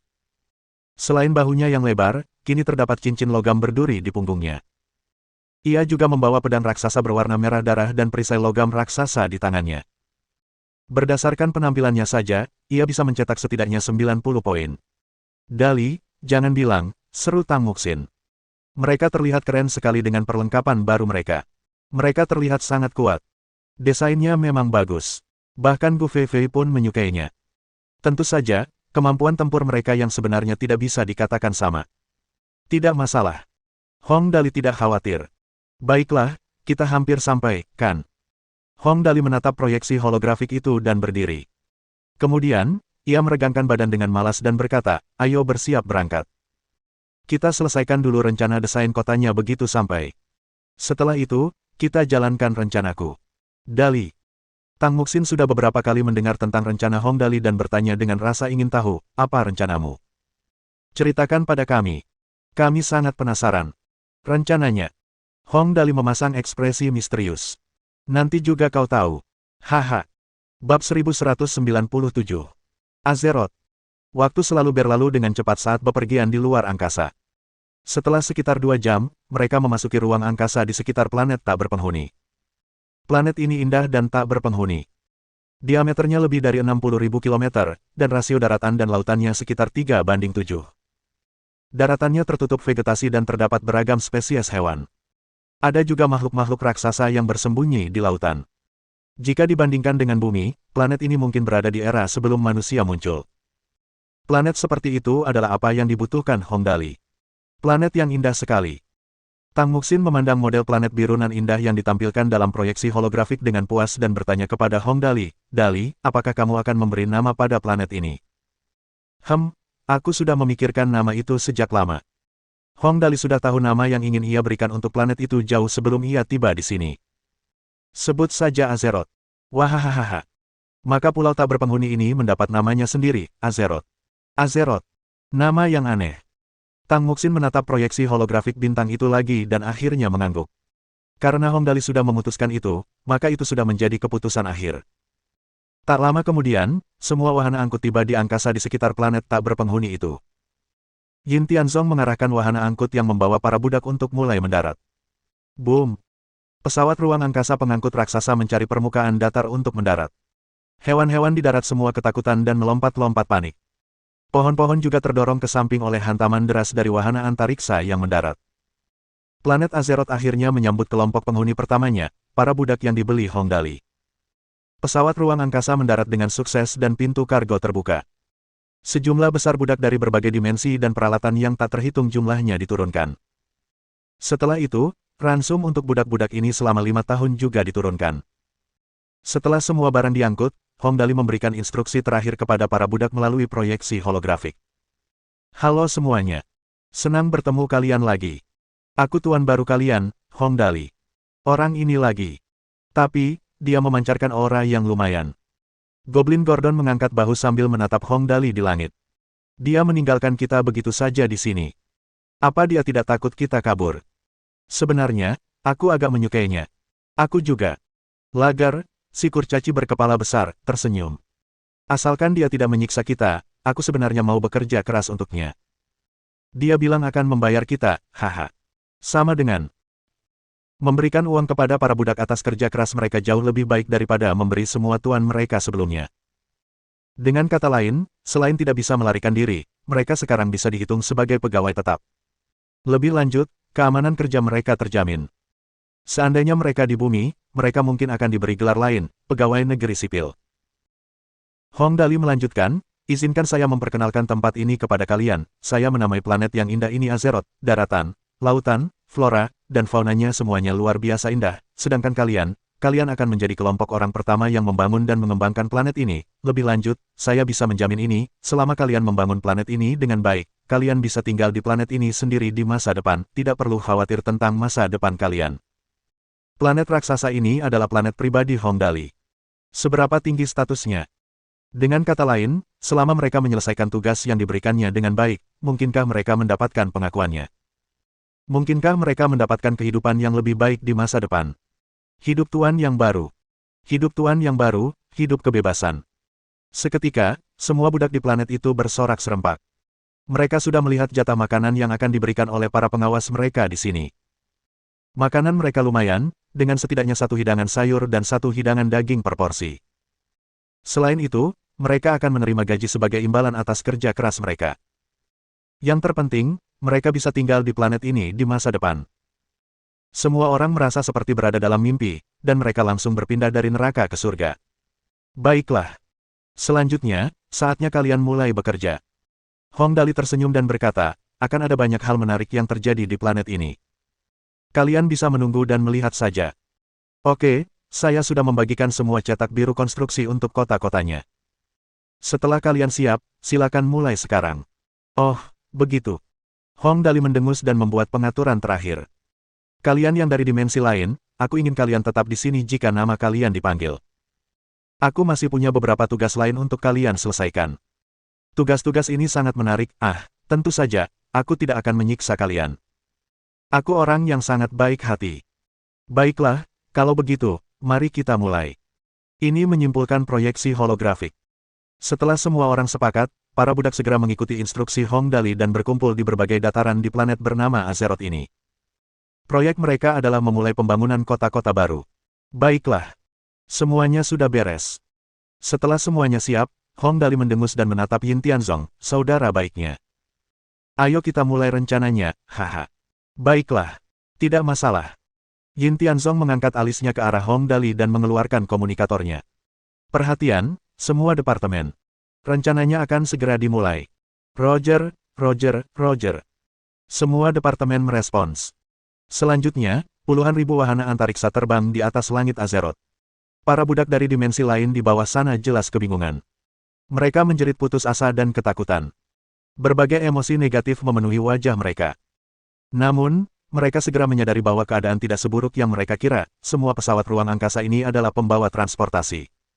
Boom! Ketika wahana antariksa ini berada sekitar 1000 meter di atas permukaan tanah, mereka semua berhenti. Kemudian, pintu kargo dasar mereka perlahan terbuka. Banyak sekali barang terlempar dari wahana antariksa tersebut. Cepat, lihat, apa itu? Dwarf Lager menatap langit. Awalnya, ia tak bisa melihat benda-benda itu dengan jelas. Namun, mereka segera mendekat. Peralatan. Banyak sekali peralatan. Goblin Gordon menatap dengan bingung. Ya Tuhan, mereka melempar begitu banyak peralatan. Berapa harganya? Benar. Semua peralatan yang dijatuhkan dari pesawat ruang angkasa pengangkut ini adalah sisa-sisa dari pertaruhan harta karun Hong Dali di bintang Shenglong yang tidak diinginkan siapapun. Semuanya adalah peralatan tingkat rendah. Tentu saja, tingkat rendah ini relatif. Sampah yang tak diinginkan siapapun dari keluarga kerajaan Shenglong bisa jadi merupakan harta tak ternilai di galaksi biasa. Baiklah. Hong Dali merasa puas setelah menyaksikan pesawat ruang angkasa membuang peralatan sampah ke bawah. Kemudian, ia menatap naga hijau Wu Wei di langit. Kakak Wu Wei, selanjutnya aku mengandalkanmu. Pilihlah sebidang lautan sebagai wilayah kekuasaanmu dan bawalah ini juga. Sambil berkata demikian, ia mengeluarkan permata energi kelas atas yang meningkatkan energi sebesar 50%. Kakak Wu Wei, kau harus menjaganya baik-baik. Hehe, rencana besarku bergantung padanya. Tenang saja, tidak masalah. Wu Wei mengambil permata energi itu dan meliriknya. Ada 7 bintang terukir di atasnya dengan pola yang tidak rata. Ia bertanya dengan rasa ingin tahu, ini bola naga. Hong Dali tertawa. Kalau ada yang bisa mendapatkan bola naga ini darimu, kamu bisa mengabulkan satu permintaan kecil untukku, hehe. Keluarlah, naga ilahi. Aku ingin kau mengabulkan 3 permintaanku. Memikirkannya saja kedengarannya menyenangkan, bukan? Dimengerti. Wu Wei langsung mengangguk. Kakaknya, Dali, suka bermain. Jadi dia ikut bermain bersama. Baiklah, tidak banyak lagi yang bisa kau lakukan di sini. Hong Dali bertepuk tangan. Sisanya terserah aku. Hehe, saudara Tianzong, bantu aku memilih 40 orang. Aku ingin beberapa dari setiap ras. Mereka pasti punya kemampuan unik atau spesial. Jangan ambil yang malas dan membosankan itu. 40 orang. Apa yang terjadi? Ada persyaratan khusus. Yin Tianzong agak ragu dengan rencana Hong Dali. Aku perlu mempersempit pencarianku. Cari orang-orang seperti Tauren Loka itu. Pemimpin kecil dari berbagai ras. Hong Dali tersenyum dan mengedipkan mata. Ayo bentuk tim penyerang dan bermain di Instance Dungeon kita sendiri. Instance Dungeon. Tang Muxin benar-benar tercengang. Kau membuat keributan besar sekali. Kau membangun planet sebesar ini. Kau menghabiskan miliaran dolar Shenglong. Hanya untuk mencari orang-orang bermain di Instance Dungeon-mu sendiri. Mari kita hitung. Uang yang dihabiskan untuk membeli budak. Uang yang dihabiskan untuk membeli peralatan. Uang yang dihabiskan untuk membeli jatah makanan selama 5 tahun. Untuk membangun kota. Itu pasti miliaran dolar Shenglong, kan? Itu berarti triliunan dolar galaksi. Pada akhirnya, semua uang itu dihabiskan hanya untuk membentuk tim penyerbu untuk Instance Dungeon. Menyerbu Instance Dungeon hanyalah hobi pribadiku, kenang Hong Dali. Sebelum transmigrasi, ia adalah penggemar berat game World of Warcraft. Meskipun ia masih bisa kembali ke bumi sekarang, ia masih merindukan pesta penyerbuan besar-besaran yang dihadiri 40 orang. Setelah memiliki planet dan cukup banyak budak dari berbagai dimensi, ia berencana membentuk tim penyerbunya sendiri untuk bermain di instance Dungeon miliknya. Pasti seru, karena kita akan memainkan versi aslinya. Bab 1198. Tim penyerang untuk memburu bos. Baiklah, terserah. Karena si anak hilang memutuskan untuk bermain di instance Dungeon-nya, semua orang akan bekerja sama sepenuhnya dengannya. Tak lama kemudian, Yin Tianzong datang membawa 40 budak dari dimensi berbeda. Dali, aku yang membawa mereka ke sini. Mereka semua berasal dari ras yang berbeda. Menurutmu, apakah pasukan ini cukup? Tanya Yin Tianzong. Para budak di belakangnya memang berasal dari dimensi yang berbeda. Ada kultivator dari dimensi kultivasi, penyihir dari dimensi sihir, kurcaci, goblin, bahkan robot dari dimensi mekanik, belum lagi kucing jadi-jadian dan jaguar jadi-jadian dari dimensi iblis. Hong Dali bahkan melihat beberapa pendeta berkostum. Kita bahkan punya tabib kali ini. Lumayan. Hong Dali puas dengan barisan yang disusun Yin Tianzong. Ia melihat sekeliling dan fokus pada seorang kurcaci. Haha, kurcaci kecil, bolehkah aku memanggilmu begitu? Siapa namamu? Guru, nama saya Lager. Si kurcaci Lager beruntung dipilih oleh Yin Tianzong. Ia sangat penasaran dengan guru barunya. Guru, Lager bersedia melakukan apapun yang Anda perintahkan. Lager tampak sangat imut saat mengucapkan kata-kata itu, seolah-olah ia adalah anak kecil berkepala besar. Ia bahkan melompat keluar untuk menunjukkan betapa tingginya Hong Dali. Hehe, balapan yang menarik. Tang Muxin tersenyum sambil menonton. Lalu, ia bertanya dengan nada seperti sedang berbicara dengan anak kecil. Lalu, Lager, apa yang bisa kau lakukan? Apa kau bisa bertarung? Untuk instance Dungeons, hal terpenting tentu saja pertempuran. Namun, Lager ini sama sekali tidak terlihat seperti personel tempur. Bertarung. Apa kau membawa Lager ke Colosseum? Lager jelas ketakutan. Lager tidak pandai bertarung. Tuan, tolong jangan lempar Lager ke Colosseum. Lager akan mati, Hicks. Saat mengatakannya, ia benar-benar mulai menangis. Haha, santai saja. Bagaimana aku bisa mengajakmu berduel? Hong Dali menghiburnya. Tapi, kau harus memberitahuku apa yang kau ketahui dulu. Supaya aku bisa mengatur posisimu. Saya bisa berinovasi. Lager langsung bersemangat. Saya bisa menciptakan banyak penemuan menarik. Tuan, bisakah kemampuan Lager membantu Anda? Penemuan. Orang ini bisa jadi pasangan yang cocok untuk cuyin kita. Ya, tentu saja. Pasti. Hong Dali tertawa. Aku akan mengenalkanmu pada seorang teman. Kalian pasti cocok. Sambil berkata begitu, ia memanggil Lin Chuyin. Chuyin, apa kau sibuk? Kemarilah sebentar, kau punya teman baru, haha. Suara Lin Chuyin segera terdengar dari komunikator. Oke, aku akan segera ke sana. Tak lama kemudian, Lin Chuyin, dengan rambut biru langitnya yang diikat 2 ekor kuda, menghampiri Hong Dali. Aku di sini. Siapa teman baru yang kau sebutkan? Kurcaci ini. Hong Dali menunjuk Lager. Penemu kurcaci. Bagaimana? Tertarik? Tentu. Lin Chuyin menatap Lager tanpa ekspresi. Kudengar kurcaci pandai berinovasi. Itu bisa membantuku. Hei, sobat. Goblin Gordon berlari keluar dari kelompok. Goblin dan kurcaci datang berpasangan. Mereka jago menciptakan alat, kita jago menciptakan bahan peledak. Aku ikut, bagaimana? Gordon menggosok-gosokkan kedua tangannya, penuh harap. Sebagai makhluk yang tak kenal takut, Goblin punya 2 hobi. Pertama, mencari uang. Kedua, membuat ledakan. Oke. Lin Chuyin langsung mengangguk dan menatap Hong Dali. Kalau begitu, haruskah aku membawa mereka turun? Aku akan membawa laboratorium nanti. Mereka bisa menjadi asistenku. Tidak masalah. Hong Dali tersenyum. Kamu bisa pergi dan bersiap sekarang. Aku akan melatih yang lainnya. Oh ya, panggil saja Xiaoyi kalau kamu butuh sesuatu, dia akan membawakan apapun yang kamu butuhkan. Tentu. Lin Chuyin mengangguk. Ikuti aku. Lalu, dia pergi bersama Lager dan Gordon. Tuan, apa yang harus kita lakukan selanjutnya? Setelah melihat Lager dan Gordon pergi bersama Lin Chuyin, Loka sedikit khawatir sebagai seorang tauren. Saya merasa tidak tenang tanpa tugas yang harus saya lakukan. Misi kalian mudah. Hong Dali menjentikkan jarinya. Bawa mereka semua mandi dulu, lalu pakai semua perlengkapan mereka. Setelah semuanya siap, kita akan menyerbu instance Dungeon. Haha. Para pengawas budak segera membawa mereka untuk mandi. Setelah mandi, Hong Dali membawa satu gerobak penuh peralatan. Pilih dan kenakan peralatan kalian. Sekalian, laporkan bagian mana yang kalian kuasai. Guru baru ini sungguh murah hati. Para budak menatap dengan bingung ke arah gerobak berisi peralatan, mereka tak pernah menyangka makan siang gratis seperti ini akan jatuh dari langit. Segerombolan peralatan, gratis untuk mereka pilih. Oleh karena itu, para budak ini memilih perlengkapan yang mereka anggap cocok. Tipe petarung memilih perlengkapan yang akan meningkatkan kekuatan, kelincahan, dan refleks mereka. Tipe sihir memilih perlengkapan yang meningkatkan energi mereka. Sedangkan para pendeta, mereka justru memilih pelat baja dengan pertahanan tertinggi. Setelah memilih perlengkapan mereka, para budak melaporkan pekerjaan yang cocok untuk mereka. Tak lama kemudian, Yin Tianzong menyelesaikan penghitungan lengkap dan melapor. Dali, aku sudah selesai menghitungnya. Selain Loka, yang cocok menjadi tank, ada 18 personel tempur. Para pendeta dapat bertanggung jawab atas peran medis dan penyembuhan, totalnya ada 11. Sisanya, Lager dan Gordon, belum memiliki posisi yang cocok. Terakhir, ada 8 orang yang bisa menggunakan sihir.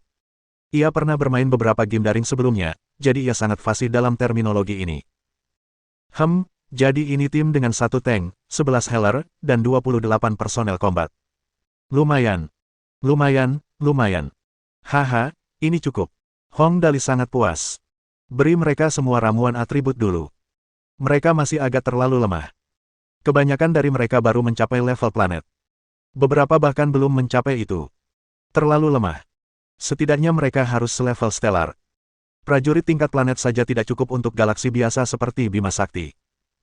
Namun, mereka tidak akan berguna di sistem lain di atas itu. Karena itu, langkah pertama adalah memberi mereka ramuan ajaib. Begitu para budak ini mendengar apa yang dikatakan Hong Dali, mereka langsung memujanya. Dia sangat murah hati. Hanya dalam satu pertemuan, tanpa tugas apapun, dia sudah memberi mereka masing-masing peralatan dan eliksir. Itu setidaknya menghabiskan beberapa juta dolar Senglong, kan? Dia bahkan tidak berkedip. Berlututlah untuk itu. Para budak mulai meminum ramuan itu. Kemudian, Hong Dali membuat pengaturan selanjutnya. Apakah kita punya batu jiwa? Kalau ada, berikan saja. Kalau tidak, kita harus menunggu dulu. Para budak menatap dengan bingung. Batu jiwa. Benda itu bahkan lebih berharga daripada ramuan. Tidak, kata Yin Tianzong tanpa daya. Batu jiwa dianggap sumber daya langka di mana-mana. Sulit bagi seorang aristokrat galaksi sepertiku untuk mendapatkannya. Kita mungkin bisa mendapatkannya di balai lelang sektor bintang. Oh, begitu. Hong Dali berpikir sejenak dan berkata, kalau begitu, aku akan membeli lebih banyak sekaligus, kalau ada waktu. Semua orang terdiam. Orang ini sungguh imajinatif. Para budak telah diperlengkapi dan menghabiskan ramuan mereka. Waktunya bagi mereka untuk berlatih. Hong Dali berdiri dan berkata, baiklah, semuanya. Persiapkan diri kalian. Kita akan menuju pemanasan. Sambil berkata demikian, ia menatap Raja Iblis. Zero, kau bisa menemukan beberapa monster kuat di sekitar sini, kan? Atau mungkin beberapa endapan mineral. Kau akan membutuhkan material untuk membuat artefak iblis, kan? Raja Iblis mengerti bahwa ia siap untuk instance Dungeon dan mengangguk. Baiklah, aku akan mencarinya sekarang. Saat ia bersiap untuk pergi, seorang penjaga bergegas masuk. Tuan, menurut berita yang baru saja kami terima, monster elemen baru saja muncul di dataran 30 km dari sini. Monster itu sedang menyerang tim kami. Tuan, mohon berikan perintah Anda. Apa-apaan, secepat itu. Ada yang terluka. Hong Dali buru-buru bertanya. Beberapa dari mereka mengalami luka ringan. Namun, itu bukan masalah utamanya. Masalahnya, pembangunan kita tidak dapat berjalan sesuai rencana, jawab penjaga itu. Sesuai permintaan Anda, kota yang seharusnya dibangun di dataran itu disebut kota badai. Apa-apaan ini? Storm City diserang. Itu tidak bisa diterima. Baiklah, ayo berangkat sekarang. Hong Dali mengenakan jas panjang bertuliskan, Dali menciptakan keajaiban, di punggungnya dan berkata, baiklah, semuanya. Begitu kita sampai di lokasi, dengarkan perintahku. Lalu, mereka berangkat. Semua orang naik pesawat ruang angkasa kecil dan langsung menuju lokasi kejadian. Di dalam pesawat ruang angkasa, Loka sedikit khawatir dan bertanya pelan, Tuan, ini pertama kalinya saya pergi berperang. Apakah tidak apa-apa? Sebagai seorang tauren yang cinta damai, sulit baginya untuk secara aktif mencari pertempuran. Jangan khawatir tentang berkelahi dengan orang lain. Kamu perlu khawatir tentang melindungi rekan satu timmu agar mereka tidak terluka. Mengerti? Hong Dali tersenyum dan menepuk-nepuk lengan berotot Loka. Aku mengerti. Loka mengangguk. Misiku adalah melindungi rekan-rekan di belakangku. Yap. Hong Dali sangat puas dengan jawaban Loka.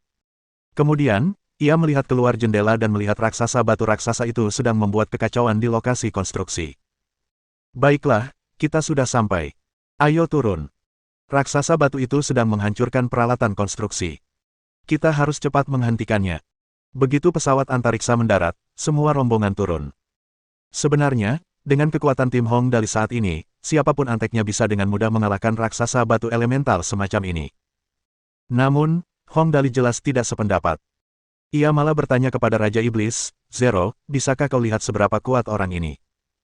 Berdasarkan kekuatannya saat ini, mungkin sekitar level bintang Orde kelima. Raja Iblis segera menjawab. Dia hanya rata-rata. Namun, jika Loka dan kelompoknya mencoba mengalahkannya, mereka mungkin akan mendapat sedikit masalah. Berhasil. Hong Dali memberi perintah. Loka, pergi dan alihkan perhatiannya. Yang lainnya, bersiap menyerang. Para penyembuh, awasi Loka baik-baik. Mulailah menyembuhkannya setelah dia terluka. Semua orang mengangguk setuju. Loka gugup sambil memegang erat perisainya. Lalu, ia berkata dengan suara rendah, Tuan, aku pergi sekarang. Jika aku mati dalam pertempuran, tolong jaga saudara-saudaraku. Bab 1199. Hei, cucu. Banteng ini dengan omong kosongnya. Hong Dali ingin menendangnya, dia dan semua anteknya ada di sini. Bagaimana mungkin dia mati dalam pertempuran?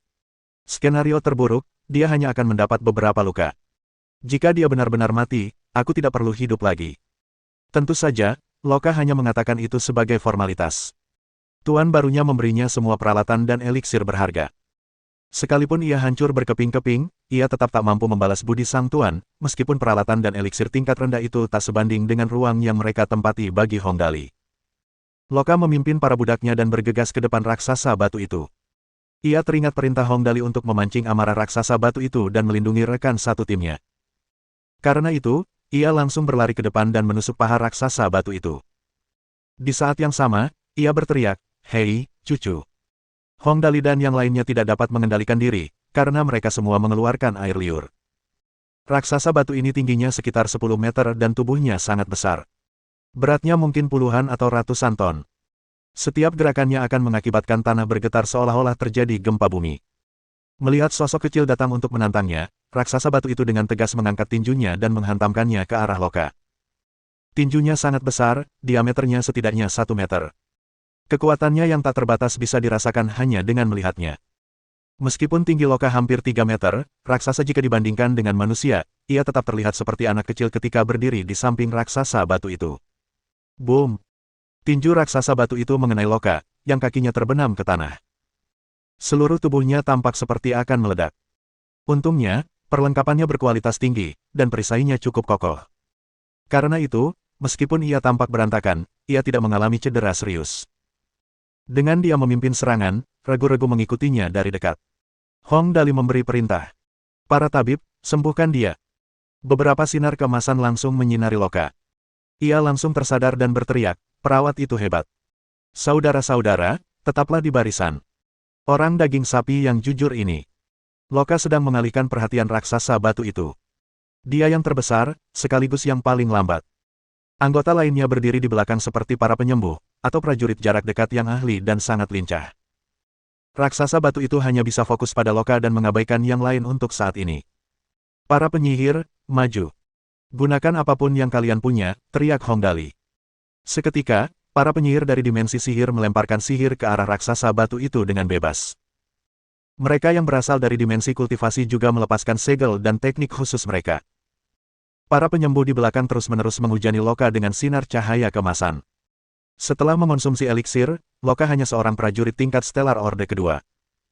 Namun, ia berhasil menahan semua serangan dari raksasa batu tingkat Stellar Orde kelima. Bahkan, mereka berdua setara. Meskipun ia terus-menerus diserang dari awal hingga akhir, ia berhasil menahan semua serangan itu. Itu juga berhasil. Tang Muxin dan yang lainnya menatap dengan bingung dari pesawat ruang angkasa mereka. Loka dan yang lainnya baru saja mengambil ramuannya, kan? Seharusnya mereka hanya prajurit tingkat Stellar Orde kedua sekarang. Bagaimana mereka bisa setara dengan prajurit tingkat Stellar Orde kelima? Apa aku benar? Hong Dali ini memang punya trik. Bahkan Gu Feifei terkesan dengan Hong Dali. Biasanya, seorang prajurit tingkat Stellar Orde kelima dapat dengan mudah menghadapi hingga 100 prajurit tingkat Stellar Orde kedua. Bahkan jika dia tidak bisa membunuh mereka semua, dia seharusnya bisa membunuh setengahnya dan mundur tanpa masalah.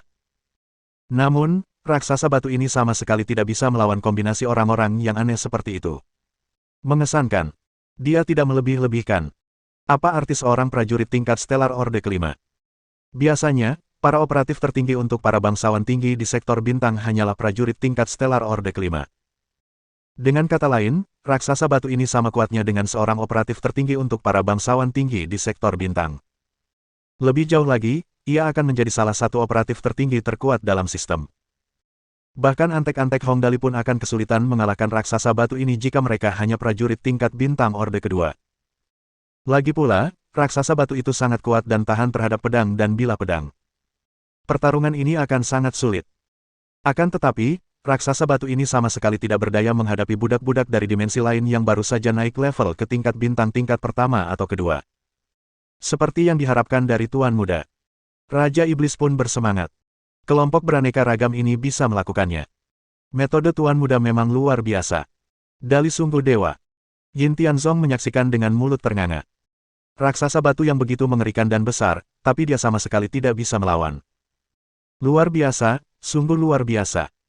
Hong Dali mulai mengikuti iramanya dengan perintah-perintah. Ya, begitu saja. Loka, tahan. Jangan takut sakit. Penyembuh meningkatkan hasilmu. Raksasa batu raksasa ini bukan main-main. Jangan malas. Penyihir, berikan semua yang kalian punya, oh tidak. Lari, semuanya, lari. Saat Hong Dali mengatakan itu, ia tiba-tiba menyadari bahwa raksasa batu itu menghentikan gerakannya. Kemudian, ia mengangkat kakinya yang besar. Jelas, orang ini benar-benar marah. Semuanya, lari. Aku yang terakhir.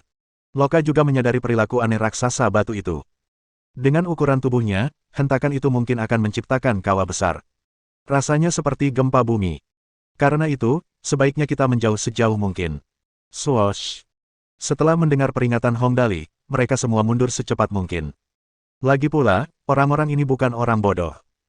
Beberapa pendeta wanita memanjatkan doa perlindungan mereka kepada Loka sebelum mundur untuk mengurangi kerusakan yang diterimanya. Kerja bagus. Hong Dali memuji mereka dengan lantang. Saat itu, raksasa batu itu meraung ke langit. Lalu, ia mengangkat kaki kanannya dan menghentakkan kaki ke bawah. Boom! Seluruh tanah bergetar. Segala sesuatu di sekitarnya juga ikut bergetar. Mesin-mesin yang tak terhitung jumlahnya terbalik dan batu-batu lepas berjatuhan. Sebuah kawah besar terbentuk akibat hentakannya. Kekuatan yang mengerikan. Pantas saja dia raksasa batu tingkat bintang tingkat kelima. Kekuatannya sungguh luar biasa. Oke, dia sudah menggunakan jurus pamungkasnya. Loka, pergi. Hong Dali melihat gelombang serangan telah berakhir. Karena itu, ia buru-buru memerintahkan Loka dan yang lainnya untuk melanjutkan serangan mereka. Jangan ragu. Pergi. Hajar dia. Hong Dali tahu bahwa meskipun raksasa batu itu sangat kuat, kelemahannya adalah kecepatannya. Musuh seperti ini adalah alat latihan terbaik. Setelah mereka berhasil menahan serangannya, semuanya akan baik-baik saja. Setelah mendengar perintah Hong Dali, Loka yang baru pulih kembali bergegas maju.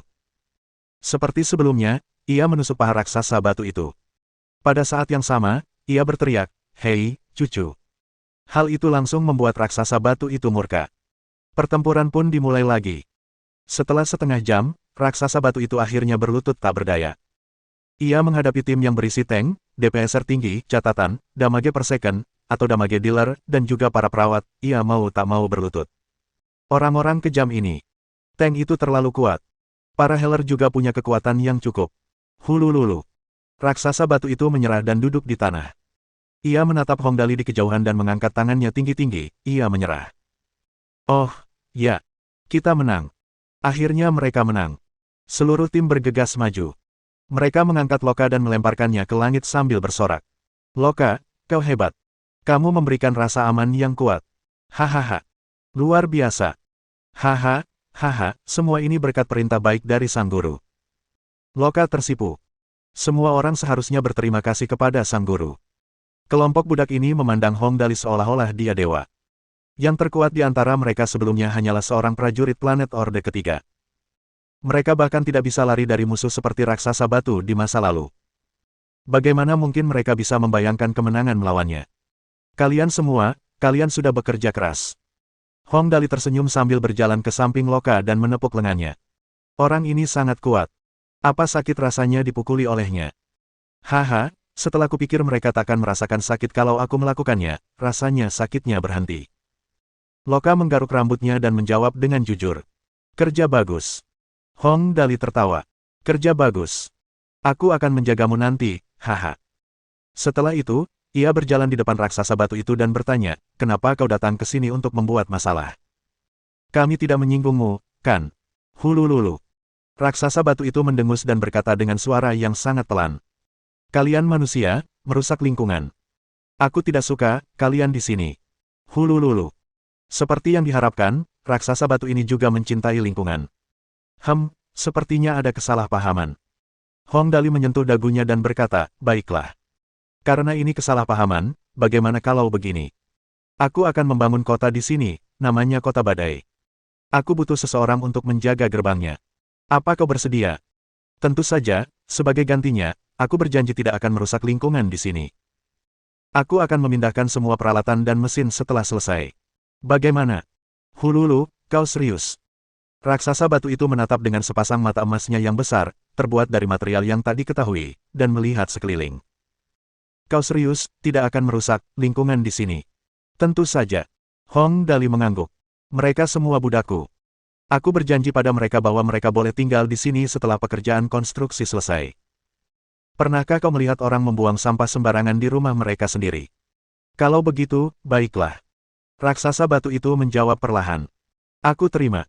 Tapi, aku punya permintaan lain. Tentu saja, jawab Hong Dali. Ibuku dalam masalah besar. Dia butuh bantuan, kata raksasa batu itu dengan suara menggelegar. Kau kuat. Aku bisa merasakannya. Bisakah kau membantunya? Bab 1200. Kultivasi. Apakah raksasa batu punya ibu? Pertanyaan ini terdengar aneh, kan? Hong Dali langsung membayangkan raksasa batu betina dan raksasa batu jantan yang berciuman di pagi hari dan berhubungan seks di malam hari. Gambar ini terlalu indah untuk dipikirkan. Baiklah, apapun yang terjadi, kita harus membantu orang lain saat mereka kesulitan. Hong Dali melambaikan tangannya. Baiklah, antek-antek, ayo pergi. Kita lihat saja Bibi Stone sedang dalam masalah apa. Baiklah. Para antek bersorak. Loka dan yang lainnya mungkin tidak bisa membantu, jadi Hong Dali yang mengaturnya. Kerja bagus hari ini. Kalian bisa kembali berlatih lebih banyak sekarang. Cari Zero kalau butuh ramuan. Oh ya, suruh Zero menyiapkan beberapa artefak iblis untuk kalian juga. Setelah kalian lebih kuat, aku akan membawa kalian ke tempat lain untuk bersenang-senang. Baik, Guru. Loka kini sepenuhnya percaya pada Hong Dali, ia takkan pernah ragu. Aku berjanji akan berlatih dengan baik dan takkan mengecewakanmu. Lihatlah betapa manisnya dia. Setelah membuat pengaturan, Hong Dali dan yang lainnya mengikuti raksasa batu itu ke rumahnya untuk membantu ibunya, Batu Ibu. Raksasa batu itu menempuh jarak yang sangat jauh dengan langkahnya, sehingga Hong Dali dan yang lainnya mengikutinya dengan sebuah pesawat ruang angkasa kecil. Mereka memandangi pemandangan sambil berjalan. Hong Dali menyadari bahwa dunia ini memang layak. Karena para bangsawan tinggi sektor bintang Dimu menghadiahkan planet ini kepadanya, planet ini memang tampak seperti planet yang dipilih dengan baik, bukan planet yang dipilih secara acak. Rumput di tanah, hutan di kejauhan, puncak-puncak gunung yang menjulang tinggi, sungai-sungai biru. Hewan-hewan dengan santai melahap rumput hijau, dan burung-burung indah terbang tinggi di angkasa. Dunia ini hampir hanya muncul dalam legenda. Bahkan, dengan sedikit modifikasi, planet ini bisa mendapatkan nama lain. Surga. Setelah sekitar 10 menit, raksasa batu itu membawa mereka ke kaki gunung setinggi lebih dari 3.000 meter. Ia menunjuk ke sebuah gua besar dan berkata, kita di sini, di dalam. Ini, rumahku. Ibuku, terjebak. Baiklah, tunjukkan jalannya. Hong Dali mengikuti raksasa batu itu ke dalam gua. Gua itu sangat besar dan lebar. Gua itu memanjang ke bawah membentuk pola spiral. Setelah berjalan kaki lebih dari 30 menit, mereka kehilangan jejak seberapa dalam gua itu. Akhirnya, setelah belokan terakhir, mereka melihat secercah cahaya redup. Kemudian, Hong Dali melihat sebuah rongga bawah tanah yang sangat besar. Tempat ini sangat luas. Bahkan bisa disebut dunia bawah tanah. Hong Dali bisa melihat lebih dari 10 km persegi ruang. Jelas, itu hanya sebagian kecil dari luasnya. Mungkin bahkan tidak sampai 1% dari total ruang yang tersedia. Ada gunung, air, dan segala macam spora serta tumbuhan. Tumbuhan-tumbuhan itu memancarkan cahaya lembut. Mereka hadir dalam berbagai warna yang indah. Wah, Dali, tempat ini sungguh indah. Tang Muxin tercengang. Sebenarnya, ia sering bepergian kemana-mana saat masih di bumi. Namun, kemanapun ia pergi, tak ada tempat yang seindah dan semisterius ini. Tepat di depan sekarang, raksasa batu itu bergegas maju. Langkahnya lebar, masing-masing lebih dari 10 meter. Hong Dali dan yang lainnya berusaha mengikuti dari dekat. Setelah berlari beberapa saat lagi, Hong Dali segera melihat sebuah gunung batu. Tidak, mungkin ia seharusnya tidak menyebutnya gunung batu. Melainkan, ibu batu. Sungguh di luar dugaan semua orang. Meskipun ibu batu adalah makhluk elemental, ia tidak terlihat buruk rupa saat berbaring di sana. Namun, jika diperhatikan dengan saksama, ia tampak sangat lembut. Meskipun ia tidak bisa dibandingkan dengan wanita manusia yang cantik, ia bisa dianggap sebagai wanita muda yang baik hati. Terutama matanya. Matanya berwarna biru laut yang indah, seolah terbuat dari dua batu safir raksasa. Zora, kau membawa manusia kembali. Ibu batu menatap raksasa batu itu terlebih dahulu sebelum berbalik menatap Hong Dali dan yang lainnya. Halo, manusia. Kau ibu batu. Hong Dali melangkah maju dan berkata, namaku Hong Dali. Raksasa batu ini pasti putramu, kan? Dia bilang kau dalam masalah. Kami datang untuk melihat apakah ada yang bisa kami bantu. Halo, Hong Dali. Ibu batu menatap Hong Dali dengan tatapan lembutnya dan berkata perlahan, 10.000 tahun yang lalu, beberapa orang masuk ke sini dan membatasi gerakku. Aku tidak bisa bergerak sama sekali. Aku hanya bisa berbaring di sini, tak bergerak. Apa-apaan ini? 10.000 tahun yang lalu. Kamu sudah berbaring di sini selama 10.000 tahun. Hong Dali terkejut. Mana mungkin? Lama sekali. Kenapa mereka melakukan itu? Seharusnya kau tidak menyinggung mereka, karena kau tinggal di sini, kan? Setelah mereka tiba, mereka tampak sibuk dengan sesuatu. Tunggu, biar kutunjukkan. Saat ibu batu berkata begitu, dua berkas cahaya biru melesat dari matanya seolah-olah sedang memproyeksikan sebuah film. Tak lama kemudian, sebuah proyeksi terlihat di dinding batu di dekatnya. Ada 3 manusia. Namun, mereka semua mengenakan pakaian yang sangat klasik. Seorang wanita bahkan mengenakan sabuk peri yang terpasang di pakaiannya. Mereka tampak seperti manusia dari dimensi kultivasi. Mereka mengobrol dengan ibu batu sebentar, tetapi tak seorang pun bisa menangkap apa yang mereka bicarakan. Kemudian, salah satu pria mengeluarkan buklet dari sakunya dan mengangguk. Setelah itu, kedua belah pihak bertarung. Manusia berdiri di atas pedang terbang dan melepaskan tek yang tak terhitung jumlahnya pada Motherstone. Mereka sangat kuat. Setiap tek dapat menyebabkan ledakan dahsyat. Motherstone jelas kalah telak dan segera kalah. Akhirnya, pria itu melemparkan label terkuat. Label itu mengembang di udara. Akhirnya, label itu menghancurkan Motherstone sepenuhnya. Saat Motherstone hendak jatuh, pria itu segera melemparkan buklet itu ke bawah Motherstone. Setelah itu, mereka bertiga pergi, dan tak seorang pun tahu kemana mereka pergi. Seluruh proses ini tidak memakan waktu lama. Namun, kejadiannya tampak sangat aneh dan membingungkan. Dali, apakah ketiga orang itu berasal dari dimensi kultivasi? Tang Muxin memiringkan kepalanya dan menganalisis. Mereka mengendalikan ibu batu, hanya untuk membuatnya menjaga buklet itu. Kemungkinan besar. Hong Dali mengerutkan kening dan berkata, Ibu batu, jangan khawatir. Kami akan memikirkan cara untuk mengeluarkanmu sekarang. Aku juga penasaran dengan buklet itu. Sebuah buklet kecil yang mengharuskan ibu batu untuk menekannya. Ini agak aneh, jadi Dali harus memecahkan misterinya. Oleh karena itu, semua orang mulai memikirkan ombak untuk menyelamatkan ibu batu.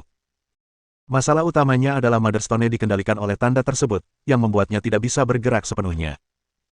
Oleh karena itu, prioritas utama adalah menemukan tanda tersebut dan melepaskannya. Semua orang berpencar untuk mencarinya. Tak lama kemudian, Lin Yanwei, yang memanggil sayap logamnya untuk mencari, adalah orang pertama yang menemukan sesuatu yang aneh. Ia berteriak dari langit, Dali, lihat ini, ada tanda di sini. Set. Semua orang bergegas ke sana setelah mendengar apa yang dikatakan Lin Yanwei. Seperti yang diduga, ada tanda kuning yang menempel di celah kecil di kulit ibu batu. Tanda itu terus-menerus bersinar keemasan, ketiga orang dari dimensi kultivasi itu sangat jahat. Pantas saja raksasa batu itu tidak bisa menangani celah sekecil itu. Tangannya terlalu besar. Mustahil baginya untuk meraihnya. Coba kulihat, apa ini? Hong Dali menghampiri celah itu. Ia mengulurkan tangan dan mencubit label itu. Dengan sedikit tarikan, label itu langsung terkelupas. Tag penekan gunung. Hong Dali melihat tulisan di label itu. Namun, sebelum ia sempat menyimpannya dengan benar, cahaya keemasan itu dengan cepat memudar. Kemudian, seluruh label itu lenyap menjadi debu. Terima kasih, manusia, karena telah mengembalikan kebebasanku. Ibu batu akhirnya mendapatkan kembali kebebasannya setelah label penekan gunung dilepas. Setelah Hong Dali dan yang lainnya turun dari tubuhnya, ia perlahan berdiri. Ia langsung tampak berbeda setelah berdiri, tingginya lebih dari 50 meter. Namun, meskipun tubuhnya sangat besar, proporsinya tampak sangat pas dan menyenangkan. Tanaman merambat hijau tumbuh di dekat kepalanya dan tampak seperti rambut. Dedaunan beraneka warna yang tak terhitung jumlahnya menutupi dada dan pinggangnya seolah-olah membentuk pakaiannya, terlihat sangat cantik. Hehe, tidak terlalu merepotkan. Hong Dali tersenyum dan buru-buru berlari mencari tempat ibu batu berbaring tadi. Tak lama kemudian, ia menemukan buku yang ditinggalkan kultivator itu. Ketemu, ada di sini. Lihat itu, mari kita lihat apa yang ditulis orang-orang ini di buku ini. Ia menyeka debu dari sampul buku. Buku itu terbuat dari bahan yang tidak diketahui. Setelah puluhan ribu tahun dan dibebani oleh batu induk, entah bagaimana buku itu tetap utuh. Tidak ada goresan sama sekali. Namun, ada banyak debu yang menumpuk di atasnya. Setelah menyeka debu, Hong Dali segera melihat judul buku itu. Catatan Kaisar Darah Primordial. Apa-apaan ini? Nama itu begitu mendominasi. Apa ini buku rahasia sang kultivator legendaris? Hong Dali membuka halaman judul dan segera tertarik oleh sederet kata kecil. Nama saya Yun Qingfeng. Setelah mendengar bahwa pintu menuju dimensi monster telah terbuka, saya datang sebagai seorang kultivator untuk melawan dan membasmi monster, seperti tugas saya. Namun, saya mendapati bahwa tidak ada yang sesuai harapan setelah melewati pintu tersebut. Tempat ini benar-benar berbeda dari dimensi monster yang disebutkan dalam legenda. Sayangnya, karena kita berasal dari pihak yang berbeda, kita hanya bisa berjuang untuk hidup kita di sini. Sekarang setelah saya tahu bahwa saya tidak akan pernah bisa kembali ke dunia lama saya hanya bisa meninggalkan catatan Kaisar Darah Primordial ini di sini. Dia yang ditakdirkan akan mengambilnya kembali.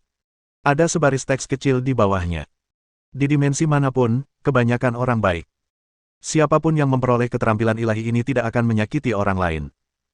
Aku hanya bisa tenang mengetahui bahwa kau akan menggunakan kekuatan ini untuk kebaikan. Salam, Yun Qingfeng. Hong Dali dan yang lainnya tidak dapat menahan diri untuk tidak mendesah dalam-dalam saat membaca kata-kata terakhir dari kultivator Yun Qingfeng ini. Perang dimensi selalu mengakibatkan hilangnya nyawa yang tak terhitung jumlahnya dan hancurnya keluarga yang tak terhitung jumlahnya. Tidaklah berlebihan untuk mengatakan bahwa pengorbanan besar harus dilakukan dalam setiap perang dimensi.